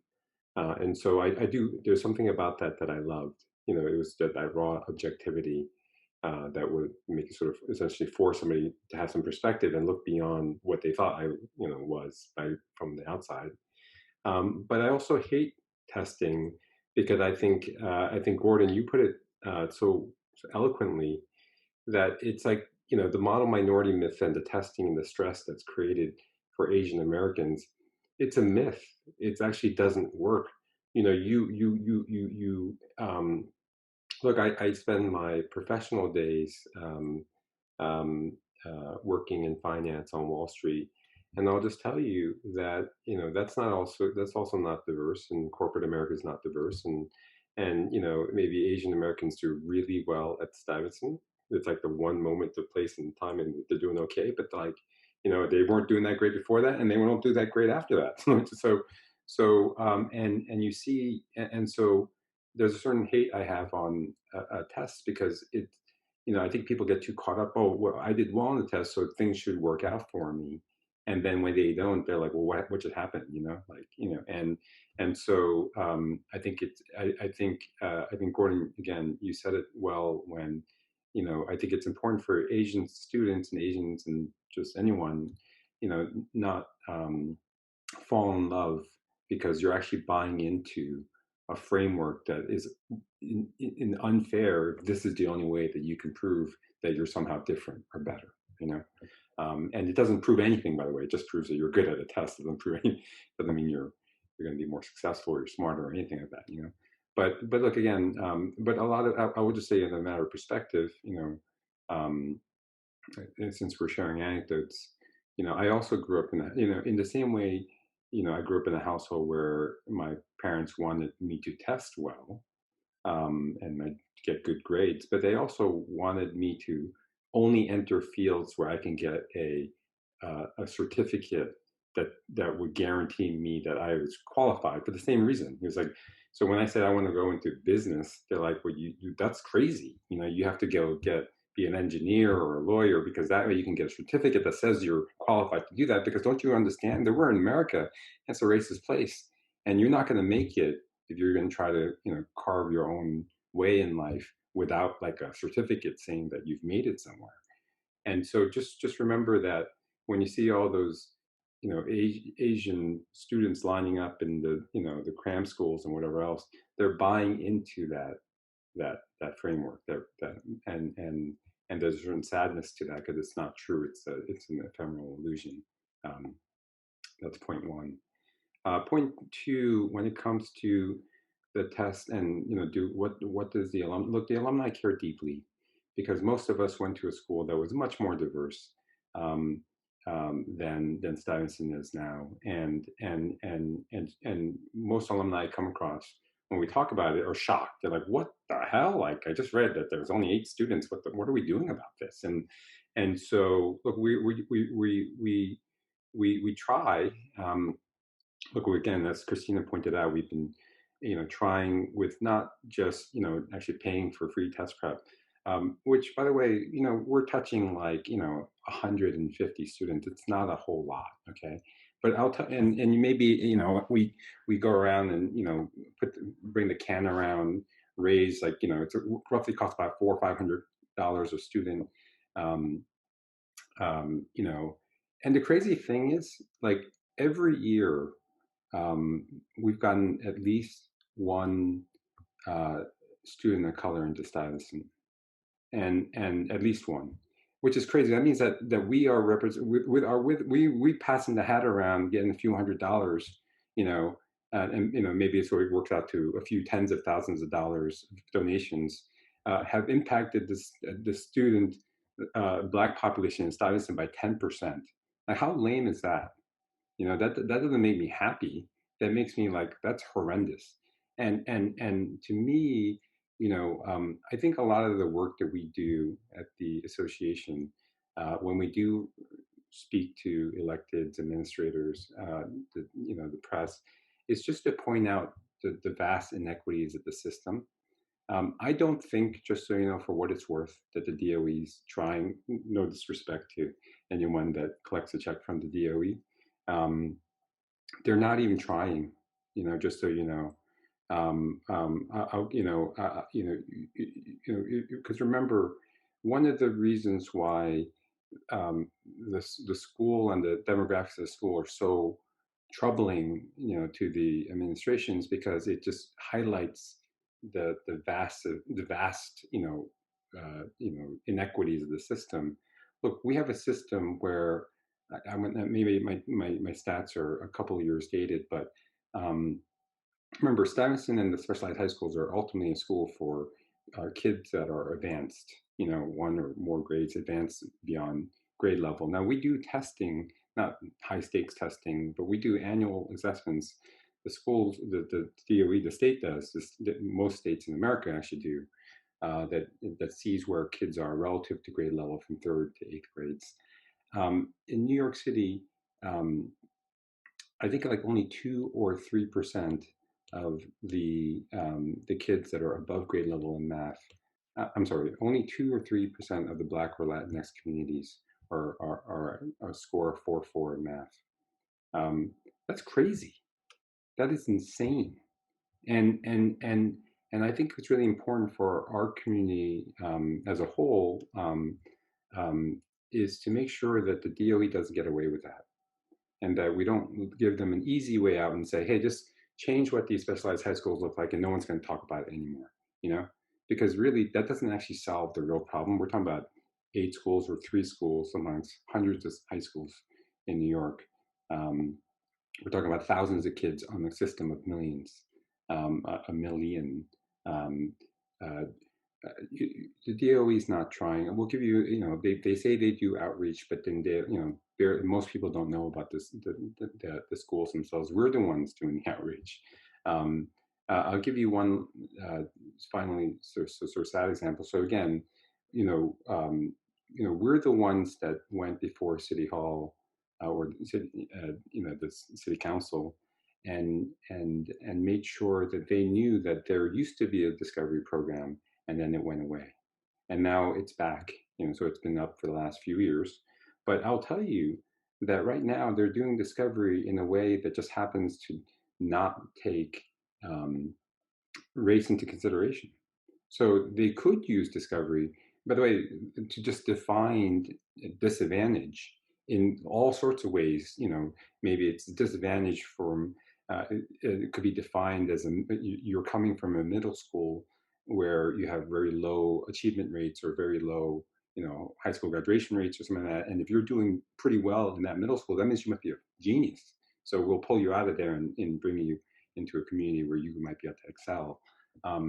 There's lots of ways that they can use the current system to move the numbers dramatically. But I will just tell you from, I don't know, I want to be cynical, but it's almost as if the DOE enjoys the headline in the New York Times that says only 8 Black kids in New York City have gotten into Stuyvesant. They enjoy that headline because maybe that allows them to do other things, actually not helping the Black community, but just do whatever other things they want to get done. So that's the one thing, and that leads to my third comment, which actually speaks to something that's super important to me on a personal level. But look, look, to me, the Black and Asian relationship, and obviously Latinx is included as well, but it's like super important. And part of it is, look, I graduated in 1993, and so we were at school when there was the Crown Heights, like the Sonny Carson boycott of the Korean grocery stores, and then obviously 92 race riots in LA, where you just the images of blacks and Asians just literally sitting there with machine guns and battering each other over the head. Just so you know, that started because the cops beat. It wasn't any Asian cops. It was it was the cops beat on the black dude, and then what happens? Blacks and Asians are fighting. By the way, there were plenty of National Guard and cops all over LA. They just surrounded West LA and made sure that we just fought amongst each other. Yeah, thank you so much. So so just sorry, Jareel, I'll just close it up here. But I think the really important thing when we ever talk about things that involve both the Black and Asian communities is never for us to ever get caught up in the politics of scarcity. Just even arguing over Stuyvesant, oh, there's too many Asians, there's too little Black, whatever. That's just so you know, that's the politics of scarcity. There should be enough seats for every qualified advanced kid to have the best education they can have, and they shouldn't be fighting over nothing, little scraps. In just the same way as LA burned, South Central LA burned, and Koreatown and South Central were welcome to burn each other out. And meanwhile, all the army, they surrounded West LA, all the finer neighborhoods. So nobody burned anything there. So, it's important for our communities never to get caught up in this, battle over nothing, because it truly is. It's actually, you're then buying into the whole the terrible oppressive framework. Thank you. no, thank you. You said a lot and a lot to think about, and I really do appreciate everything that you said. You had a lot of great points. We are slightly over time, and I do want to respect everyone's time in this, but I would like to end it by just kind of bringing it back and thinking about how we as a community can address this, especially bringing it back to the home. So we have a question that has been posed by one of our attendees, and it says, knowing that biases can often start at home, will there be opportunities for families to be educated around issues of race along with their students? So I'm hoping that this is something that maybe our parent coordinator can address as we try to wind this down and say goodnight. Dina? Yeah, I'll take that on. So, of course, parent education is not something that we shy away from at Stuyvesant, and it's really something that we plan to take head on. And really, we've already begun to. We know that racial bias and many of the things that we discussed here that go on at Stuyvesant and elsewhere, much of it is learned behavior. And where is it learned? Of course, a lot of it is learned by our upbringing. And we need to face that. We need to acknowledge it. And it's not only about recognizing it, but equipping families to change those ingrained views and helping them to see the effects of casual racism and raise awareness and reteach attitudes. We started to take that on last spring. Ms. Patrick, our assistant principal of the counseling department, we had a breakfast with the principal, which we do 4 times a year with Mr. Contreras, and we outlined to parents what we're doing at Stuyvesant to teach their children about anti-racism through we call them freshman push-ins, but they are classes that we've hosted with our counseling department. And we've also told them about how we're changing our classrooms and our curriculum and our reading lists. And we continue to do that with training our Big SIB program to mentor our incoming students. But we plan to go farther than that by addressing it with our incoming parents right at the freshman year at orientation. So that's something that we really want to do beginning this year, bringing the conversation to them right from the time that they enter. And we want to do that by partnering with our student leaders that are here, when bringing in our equity team, our diversity and inclusion committee, and really all the members of our community to take on this responsibility. Thank you so much, Dina. That was great. So as we say our goodnights, I just wanted to ask if there's any last minute, and when I say last minute, I mean less than 20 seconds. Any last minute things that any of our panel speakers would like to say? I'll say really quickly, one thing that gives me a lot of hope is the concept of growth mindset, which I know many educators and teachers and students are taught. And there's so much research that shows that people who have a growth mindset are less likely to have biases that can limit the performance of students of different backgrounds, as well as people in the workplace. And so I think as we continue to think about how teachers can promote the best possible outcomes for students, regardless of their background. That's a concept we didn't really touch on that much tonight, but I just want to say is something that fills me with some optimism around future and the performance of students. I wanted to commend the current students who are on the panel tonight. They were eloquent. They did such a great job. I could not have done the same at my age and stage. I'm just so impressed by each of you. I wish you all the best. Yeah, I want to echo those words and just say it's, I know a lot of people at this time are thinking about what they can do. It's a lot to think about, this type of race of injustice. But everyone can do something, and it doesn't have to be big, but it's about making a decision. And the decision is the status quo is not just, and that you will not stay silent when you see that injustice. So I hope everyone takes that to heart. And, you probably have heard a lot about allies and what it means when someone else speaks up. It means a lot. It means it really does. And together, that's the only way it's going to work, if we're working together to bend towards justice. That's it. Thank you.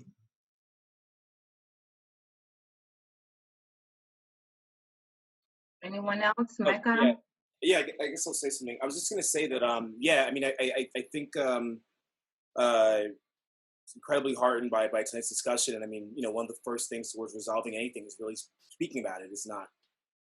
So, I mean, really, you guys put a smile on my face for sure. And I think beyond that, to Sue's point, I think there is that reality where we need to look beyond fighting for this tiny slice of the pie and look towards the bigger picture. As long as we're focused on those small little things, we're always going to be separated, And a lot of the scarcity is completely illusory. And I just wanted to say that, I hope you guys continue with what you're doing. I learned a lot tonight, and especially about Stuyvesant. It's been a while.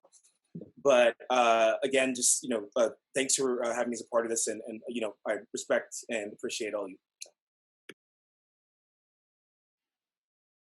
I would like to add one point. I think that this discussion, as was said before, is important, and that we all as people should try to learn about each other's issues and the different issues that affect our groups, and shouldn't just stay focused on what affects us, so that we can further everyone's cause, and so that everyone has a better, more equitable future, and realize that there's an importance to diversity beyond just simply learning, but it's just a fact of life, and it's beautiful to be learning constantly about different people and how they live their lives, so that you can better enrich yourself as a person. Yeah, just adding on to Brian, just being anti-racist and is such a beautiful way to look at the world, like especially coming from one that's like a way of the world that's steeped in white supremacy and Western imperialism. It's such a wonderful thing to rehumanize the people around you and just take in all the beauty and complexity of the people you're surrounded with every day.